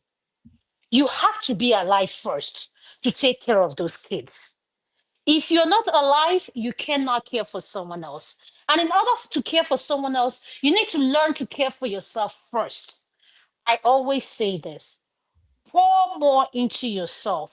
If you pour more into yourself, you can be able to pour more in other people. But if you put other people before yourself, my dear, maybe call me selfish. Yes, I am selfish. But nobody loves Adama more than Adama. I'm sorry. Including my children. Nobody loves Adama more than Adama because at the end of the day, Adama needs to be in the right frame of mind in order for me to help you. And if I see that you're not in that position where my help is not going to be of any value to you, there's something called tough love. I will watch from a side, pray for you from a side, and wish you the best. Because at the end of the day, in order for you to save someone, they have to be willing to save themselves first. They have to be in that frame of mind where they'll say, oh, yes, I need this help. How am I able to get it? What do I need to do? So at the end of the day, before you save anyone, oh, and before you get involved in any DV situation that has to do with husband and wife, I've seen situations where they made up, and it is you they will use as their gossip this thing. They will say that they Exactly. will even label you as someone that wants to break the marriage up. Exactly. So at the end of the day, please choose your battle wisely. Some people, I've told my children, it's not every dog you see hungry, you feed. There is a dog you see hungry, you feed it, it will turn around, chase you, and bite you. So learn to just act like you didn't see that the dog is hungry. I'm sorry. But at the end of the day, this is where I put my spiritual heart and I'll say, you know what, sis, I'll pray for you, okay? You'll be in my prayer. So that's all I have to say. Thank you, guys. Thank you, Dr. A. Absolutely, I agree. I remember I had a friend in uni and we went out on a night out and her boyfriend was just a mad guy. She was dating this older guy. And I remember we went clubbing and then he came to find us, like he came to pick us up. I don't know. And they started arguing. Do you know that this guy just slapped her face? Pow! I just looked at him, I was like, and then, guys, I've calmed down. Then I was a hothead. I was like, are you mad? Are you effing this? What the F? Like, who the hell are you?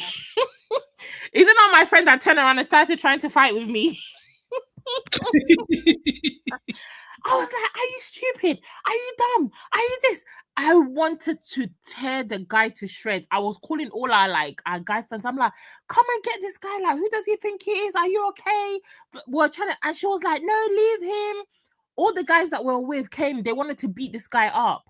And my friend was like, leave him, leave him. Why are you doing this? Why? I said, are you insane?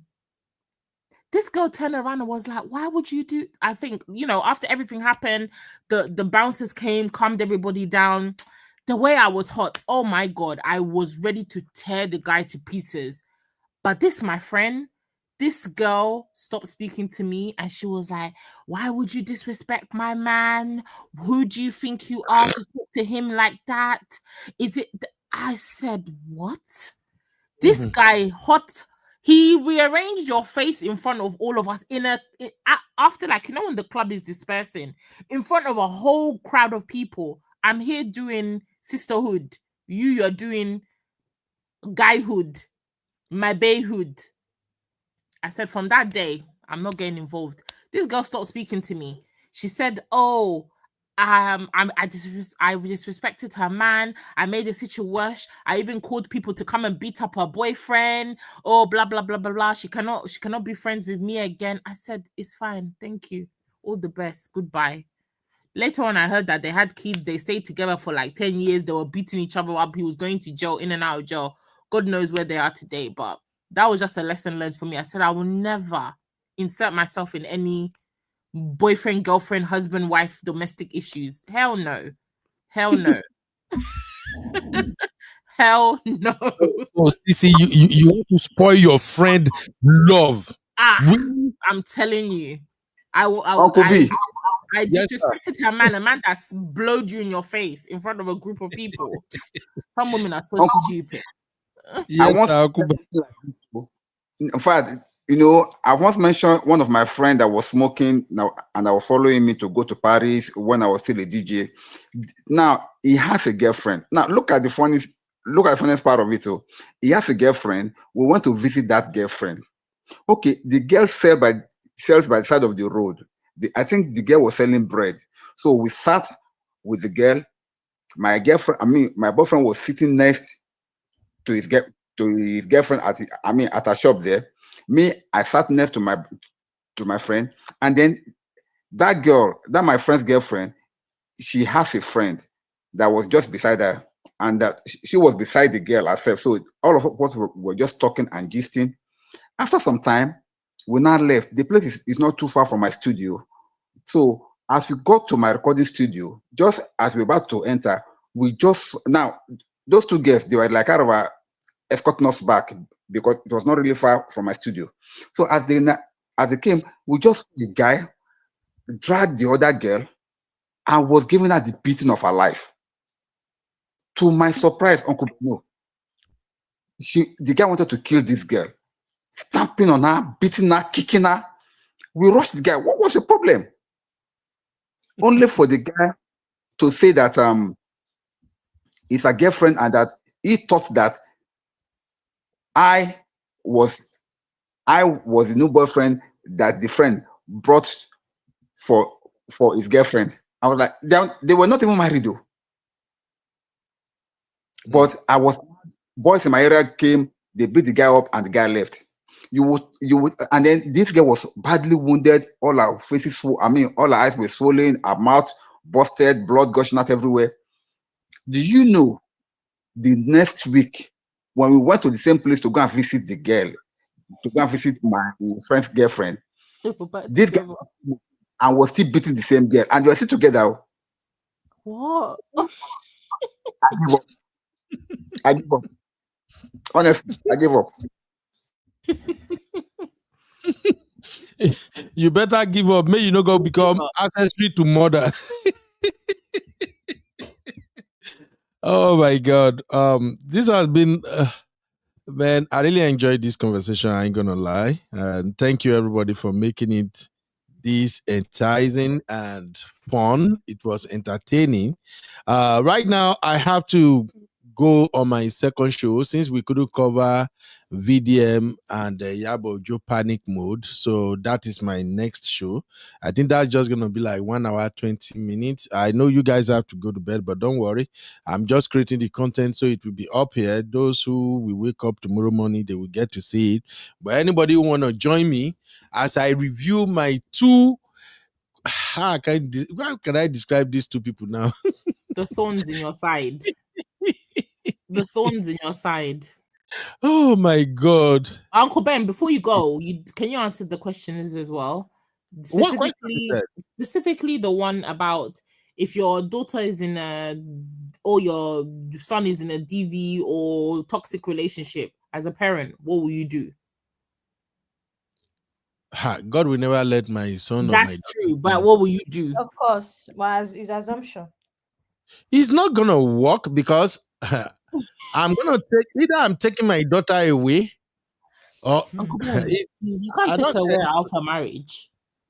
She'll say, "Daddy, we've got children." Uncle Ben, you don't have those situations where your daughter will not report you for kidnap. No. Here is the thing. Everybody has their own method of handling problems. Like I said, I'm a consequentialist. I would have warned the man by the time he's coming to marry my daughter. I would have warned him severally, let him know that I don't take DV, and the reason I don't tolerate it at all is because I've been married for a while and I've never put my hands on my wife before. So I'm gonna ask the boy a lot of questions. Question like, do you really know this girl you want to marry has this type of attitude? Do you know she can behave this way? How far do you know? So if they all say, we love each other, fine. Then I will tell the boy, if I'm still alive and you beat my daughter and I get to find out you beat my daughter, I'm going to be the one to arrest you. I will be the one to make your life a living hell. Then I will turn to my daughter and tell my daughter, if he did this to you and I get to find out and I got him arrested and everything, and you turn around and you testify against me and say, no, it didn't happen like that. I don't know where that is coming from. I don't know what's wrong with my dad. I'm just going to apologize. But that's it for me. If the guy beat you, you buy, I won't come.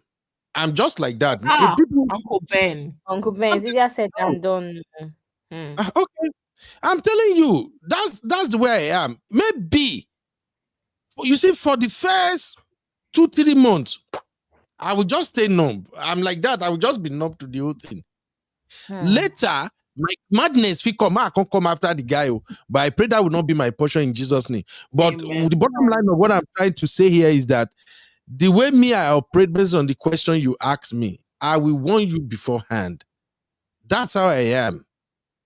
My I feel like madam, that. I feel like most Nigerian dads are like that. They're always warm men. you know, my wife, my brother, sister, everybody around me knows me for that. I will give you a heads up. I will tell you exactly what will happen if you move this way, you do that way. Now, if you go ahead and do it, you are on your own. Honestly speaking, it has happened before. When my daughter got into middle school and she started hanging out with some set of girls, you know, there would be school friends and everything.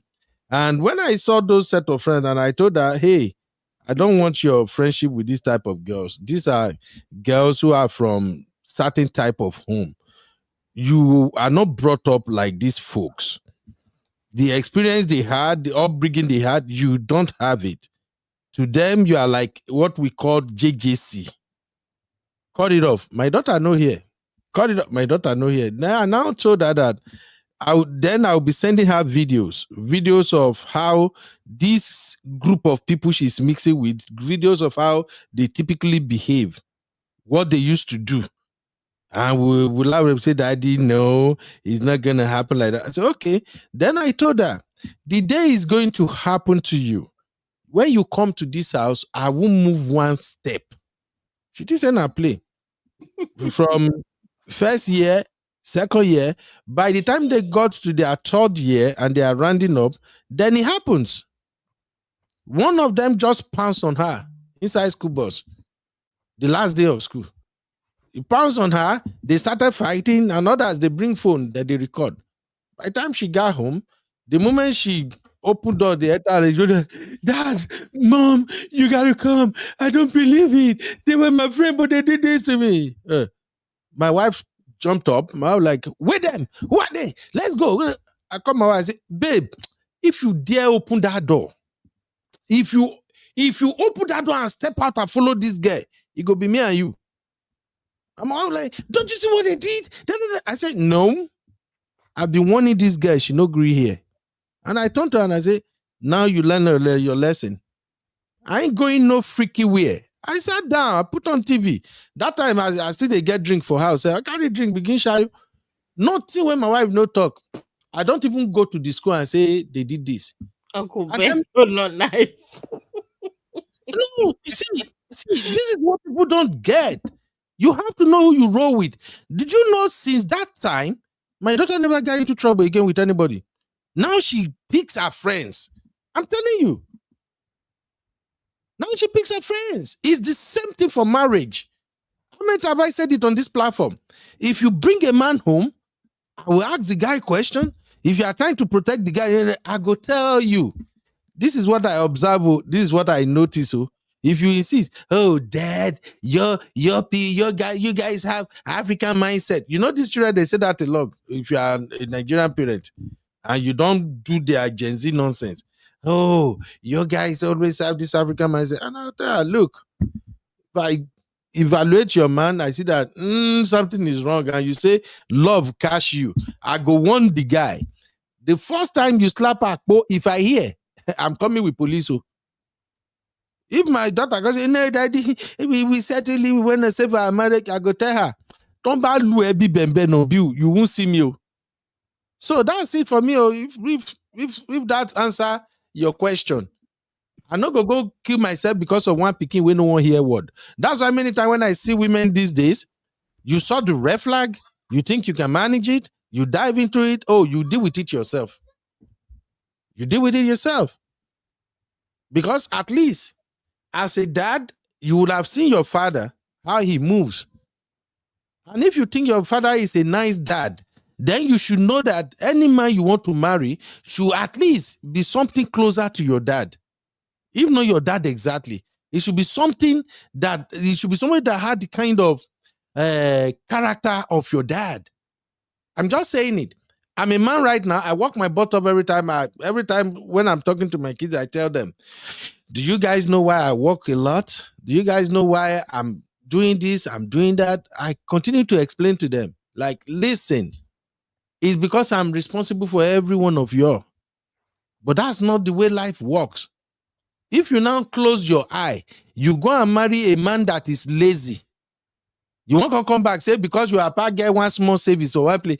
Daddy, it's not going to work. See, do you remember that conversation we have here one time? When I said, if a boy want to marry my daughter, I will not be part of the people that will sponsor wedding. You remember when we said that, City? Yeah, you said that. It's a matter of principle. Do you know why? The reason is this. A boy that say he wants to marry you, if that boy cannot have the money that you guys can use to host the type of wedding you both agreed on, if the boy and you are working together and the boy is not telling you, maybe you can talk to your parent if they can rent the hall, maybe they can help us with the cake. Don't bring that bullshit to me. I'm not that type of dad. The moment, if my daughter come, God will not even let that happen in Jesus' name. You come with a boy, you say, Daddy, we're planning a wedding. Our wedding budget is actually $100,000. We got like 35,000 saved up, Daddy. And I know you love me, Daddy. We're thinking maybe you can take care of like $50,000 for us. Now then I will tell the boy, say, excuse me, I'll call my baby. Can I have a word with you? Go enter his house, I'll tell her, say, this guy is not ready. See, you are you don't get this. I get it. I do get it, Uncle Ben. But traditionally, you're meant to pay for a wedding, you're meant though, to as a pay bride for of the it. family. Tradition, sir. Traditional wedding is on me. They are coming to No, marry it's me. even white wedding we're talking about. White wedding traditionally you're supposed to cover it. Forget our Nigerian culture. Why would you say Uncle Ben is traditional now? It's He's not actually recognizing white tradition. wedding. It's actually tradition. You're supposed to, first of all, you're supposed to be in a meeting to determine the budget to a very large extent. I'm not joking. I'll be listening now and listening There's good. someone like me that £1 nobody will see for my wedding.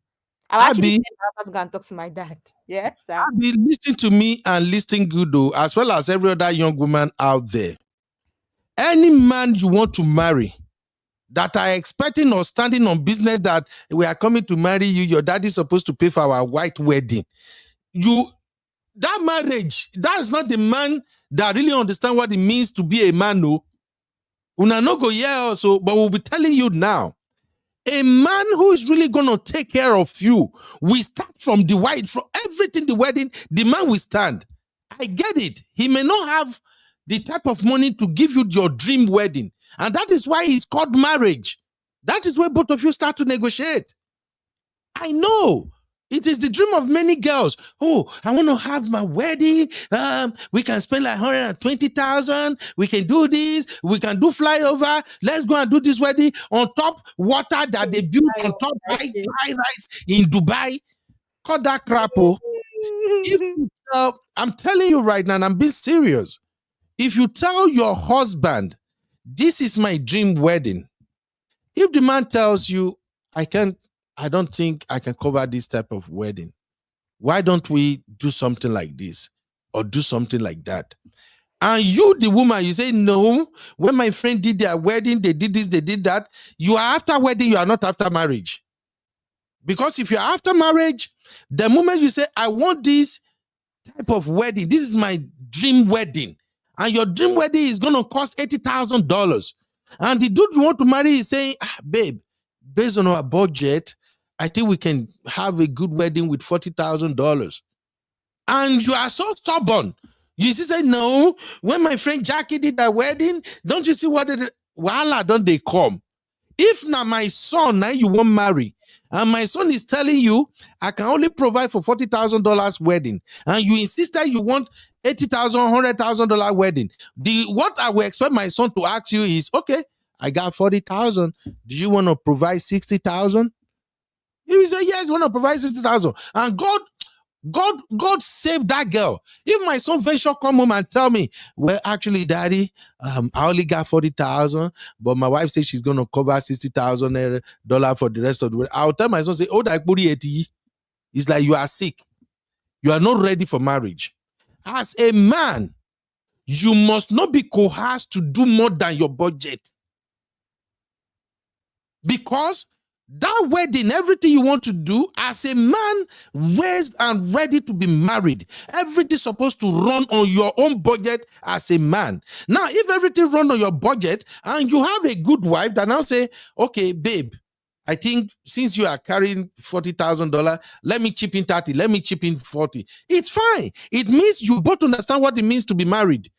You started working together as a team. That's what it means. But if you insist, my daddy will supply me, Ben, I go get that money, I won't give you. The best I can do for you is this. If both of you sort out your wedding, you see that $40,000 or $50,000 you are expecting me to give you.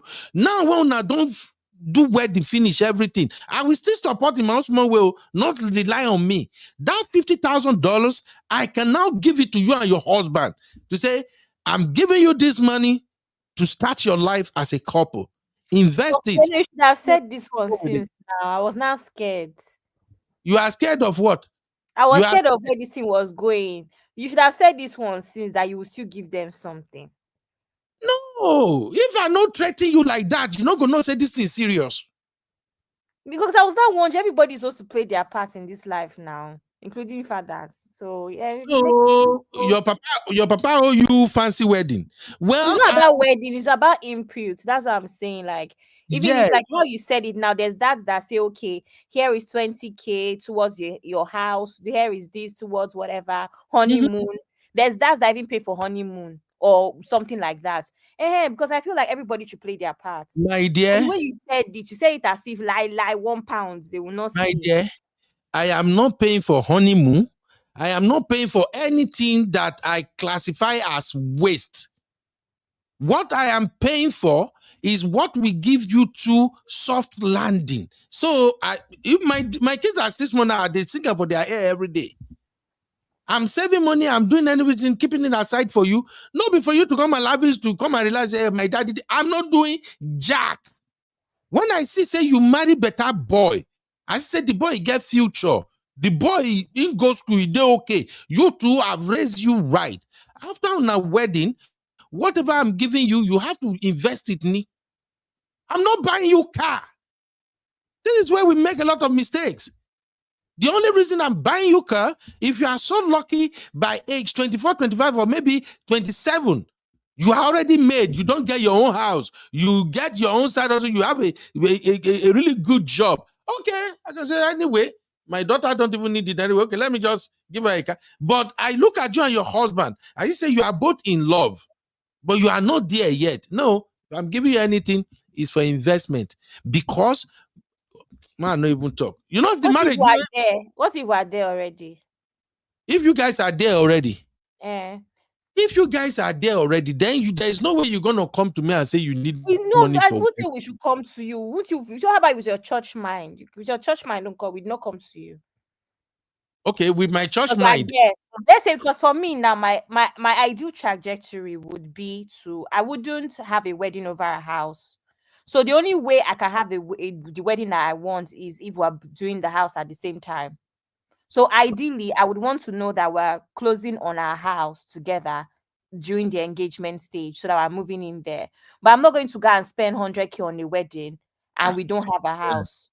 Now you are. If we now have everything now, what's now your new argument? Why can't you spoil it? No. I don't have argument. It's the scenario you guys are asking me on. If you are okay, your man is okay. That's the prayer of every parent now. So would you now pay for our honeymoon because you're proud of us? I am not paying shit honeymoon for you. Honeymoon. What's your problem, Uncle Ben? Shall you see that every time he's just shifting the goal? He doesn't want to pay for things that he sees as waste. Dive into ocean. Honeymoon a waste. But I just said that we're okay. You still say you're not going to say, okay, I'm proud of you. They have a house, they have good cars, they have good jobs. So that's a good idea. Why will you pay 100K for wedding when you don't have house? We'll not go and start living in one bedroom flats when we finish. Doesn't make sense now. Uncle Ben is not paying for waste. Honeymoon is waste to him. Enjoyment is waste. Abby, if you guys have How about your Hennessy? Okay, how about Hennessy? Uncle Benny, I have an idea. Will you give us cartons of Hennessy for the wedding? Oh, those one are small thing now. Oh, no, I'm not talking about that. Hennessy, come and sponsor this channel, please. Yeah, we can do all that. No, that will not be wahala because you are made. What I'm saying is, I don't know if you guys get this. There are many. Get you. Don't mind me, Uncle Ben. I get you. There are many girls nowadays that they know they are struggling. They are not where they want to be yet, and then they meet this guy who is also on a very beautiful trajectory. He got his education right. Everything is okay, but they are not just there yet, and yet. The guy you're expecting that, oh, my wedding had to be in Dubai. My simple principle is this. I'm teaching they are little, but I'm teaching them this same principle right now. Don't expect what you can't afford. Especially when it comes to marriage. And if as a young man, I will always advise young men, if the woman you are rolling with is the type that want to wear hair of $500,000, hair of $1,000, and she cannot open her wallet, bring out her credit card or debit card, swipe it to buy that $1,000 hair, and yet she insisted she want the $1,000 hair, that is red flag. That is a sign that she is going for what she can't afford. It's a simple thing about life. Ayunku. Eh? Ayunku. What is Ayunku? Long throats. Exactly. It's a basic fact about life. I teach my daughters all this in all the time. Look, when I gave my daughter her first phone, it was an iPhone 12. She used that phone for like maybe 1 year, 4 more thereafter. You know, I will be telling her, put this phone in the casing. But no, my daughter go remove the phone from casing, go put her for bag. You know what happened? The camera space of the phone, the camera, whether it hit ground or something, is spoiled. I allow her use that phone for another 6 months. I no replace them. At the point, my wife no kukuma support from beginning itself. Nothing where this guy no do to beg me. I'm sorry, baby. You did not work for this phone.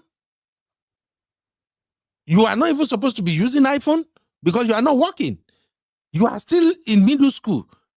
But I just feel like it has always been my dream that I want my kids to have the best. That's why I give it to you. And I want you, take care of this phone, protect it. She carried the phone like that. If you see my Peking phone, you go to say she now from Bedown Select, now they go pick the phone. It is not worst. You know, not only the front camera, now they work, the back camera, I know they work again. He begged me. I said, no. So after like 3 months, and she just accept her fate. She not bother me again. She was using the phone like that. Then, after 6 months, I now called her. I'm like, do you know how much they are selling phone? She said, Daddy, I've Googled it, everything. I said, okay, what kind of phone do you want now? She said, well, that any phone you give me, I'll just use so far it has good camera. And I said, all right. Are you sure? Say, yeah. Okay. What if I get you maybe an Android phone or something? Say, Daddy, I'm not even worried about the phone right now. And at that time, she was working on getting into early college. So now study. So when I see that, it's like she have learned her lesson. She's no longer bothered or worried about the phone. Then I went back to Apple Store one day, maybe now my MacBook or something where I go to. So that time iPhone 15 just came out. I just bought the iPhone 15. I gave it to her. Now she protected the phone like say her life depended on it. You see what I'm saying? So you have to teach kids to know that don't expect what you can't afford. Because once they grow up like that, and because you are rich, you are capable as a parent, some of them will just get carried away because they get whatever they want all the time. The first time one of my younger brother here bought my children Jordan. You know how much they are selling Jordan canvas, right? He bought that Jordan about $400 and something. For a birthday, I came, I saw that Jordan. I'm like, what? I see the other one, Jordan. Even Isaac Jordan. The only thing they go like 1,002. I called him. I thank him. And then after that, now I say, Franco, did you know that it will be better if you had just put this money into their account than buying this Jordan for them? They don't work, they don't do nothing. Why should they wear Jordan? Me, where be their papa? As you see me while they follow you talk now, Abby, any shoe where the money pass $120, $150, I know they buy. Even that 120, 157. Now, if my wife they by my side, they press my neck, now I go buy. Where they wear and they go? Actually, Uncle Benno, I think 150 is so expensive. I think you should reduce it to 40. I don't even care. I don't care. Okay, Uncle Benno, I have one last question for you. Mm-hmm. How about her jewelry? Will you at least buy the jewelry she will wear on the wedding day? Abby, why should I be the one to buy anything for her wedding? It's just very sweet. Like, because you're the father. What are you contributing? On the morning of the wedding, you just say, "Baby girl, here are the earrings for you to wear." Doesn't that sound sweet to you? Listen, if they come to me, both husband and wife, they already have their plan, everything map out. They are not coming to say, "Daddy, we just want to know how much you are giving us for our wedding." Because once you tell me that, na red flag. It means that the boy come will to you. I'm talking about your own church mind. Can you buy her jewelry so that she's like, "Oh my God, Daddy! Oh my God!" Just hear me. The way me I roll, this is how me I roll personally. If you cover everything yourself, I see that you really don't need me. That tells me you both know what you are doing. You are ready for this. Now me go can't take my mouth. And Call pay you. for honeymoon. Yeah. Guys, where else do you want me to come in? You can't be having this wedding. We are just kept outside. What are we doing? You should have said these things.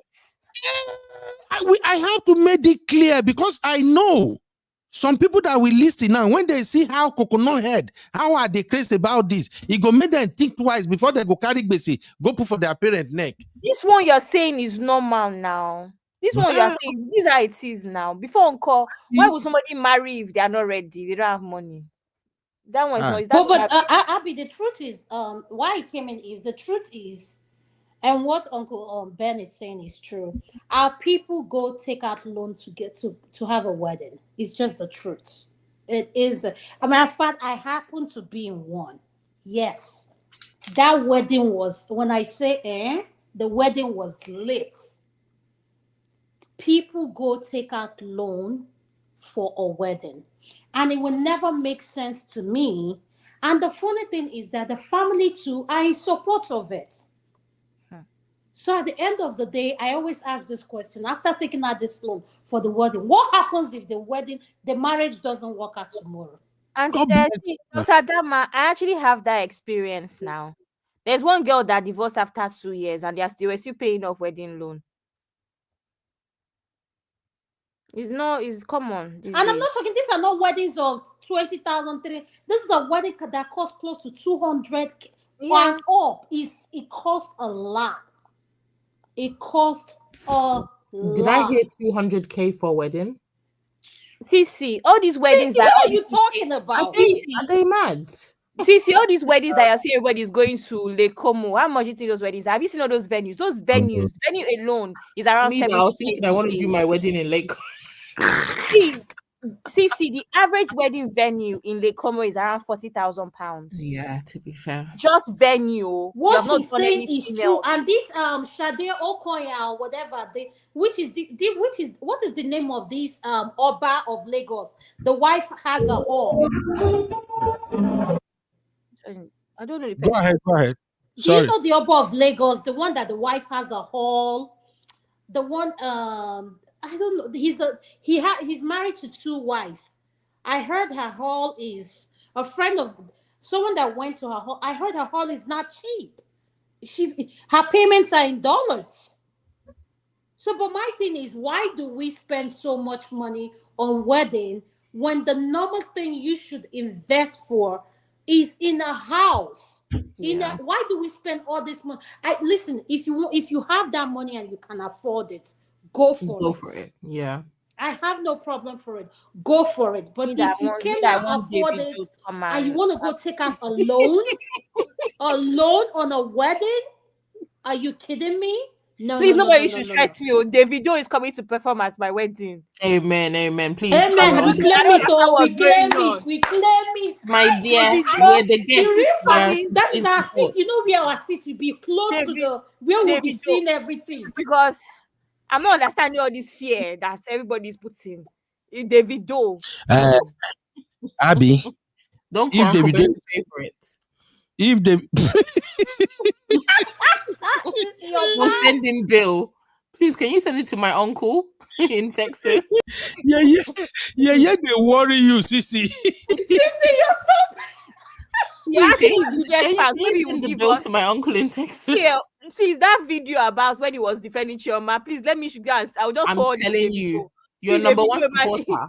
Hey, this is paying your this number one bill. supporter. Give us discounts. When I You're no paying that bill. try me on. I've even dreamt Okay, about Uncle it. Ben, Davido I have coming a to that question wedding. for you. Please, this VDM thing that I've been looking at has been staring at me all day. What are we discussing in regards to VDM? What He's is running this? his VDM. Me, I'm going to bed. That's why I'm doing a separate show on VDM. I'm not doing the shows together. Okay, So, what is it? What are you going to discuss in regards? Like what changed? Could you just give us a preview? Then when you start, we'll see if it's something we're interested in. I'm not doing this show for Real Fam. I know so I don't like my boy. This is not a show for Real Fam. This is a show for we the Rattles and the Iyabo Ojo gang. Uncle Ben, can you open see- a Patreon and start doing your VDM content for those paying rattles? We beg you. Thank you. Maybe that's the next for your members only. For the members. Keep it for the members. You just don't want to see my boy. And we don't want to see him. No, I don't want to see him. He needs to go sit down. He's doing too much. And let me see. I want to hear what evidence you're showing because I'm home tomorrow. I have a thing going on. So I'm doing this show It's in the Dr. Dama's birthday on Friday. Stop it. It's Dr. Dama's birthday on Friday. So she's going to hide. So I'm doing a thing. What thing are you doing tomorrow, Dr. Dama? A thing? Yeah, tomorrow is the funeral. Oh yeah. Yeah, so I don't want to give her that much detail because I know her mom. I introduced her to this channel, something she can get her mind off of why she's, So we have even my colleagues, they do listen to this channel. Even though I labeled him, I told him, I said As he's badly very behaved stubborn. as you are, Dr. A. Hope your HR person is not here. Dr. Adama, don't go open my yash. Dr. Madama, why are you like this? I had to because you know why when we're in the OR, like if I know the people I'm with, we do listen to you guys. And there's one time you were screaming like that. One person said, "Does he always scream like that?" I said, "Yeah, he does when he gets mad." Dr. Adama. Okay. Where is Misty? Misty, come help me sue somebody here, please. Dr. Adama, you are a bad sister. What do I do now? Anyway, so we are celebrating me on this. Listen, I'm just, that's what start this VDM show. Let me get my mind because I need to get my mind right because tomorrow I'm going to be in, in different headspace. So that I can, enjoy. Yeah, so I can just take my mind off of this. No problem. Patients. By grace of God, you're gonna be okay. But Uncle Ben, did he do another video? Is there another video? He don't do 2 more videos. There's a lot of things going on. Yes, he has done 2 more videos, and I have one extra video that I just wanted to use it to establish the fact that these 2 they are on panic mode. I just wanted to talk about the petition Iyabo Ojo submitted against the police and why that petition get to VDM. VDM was jumping out of his chair. I tell you, hey. I'm like, dude, you are scared now. Yeah, you are scared. I told you, VDM is a very smart guy. VDM probably have realized that he has done a lot of damages with all those things. He was just talking. But don't worry, I don't want to give it away. Anybody, Sissy, go to bed. I don't want anybody to drag my boy. Abby, you are a gentle girl. You feel hang out with me. I'm not I see that my reputation is changing. Ladies and gentlemen, my reputation has begun to change. Yeah. Abby, you know Abby's now what? soft Let and me say gentle. this. You see, Zeno, don't give me one NSC. Abby's now soft and Zeno is in the same country as you. Zeno, Zeno please, is I'm the one that takes the accounting of any Hennessy coming in.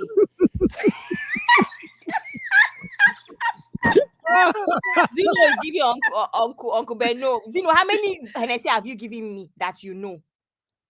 I think I've given you like 3 NSC.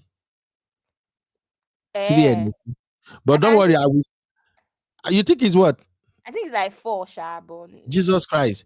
Now sachet NSC are they seeing give people and I the one when Abby, when you hear Hennessy, don't think he's talking about VOSP and all. He's talking about the sachet one that they sell in those Okogoro Nigeria stands. Hennessy. Have you tried Nigeria Hennessy before?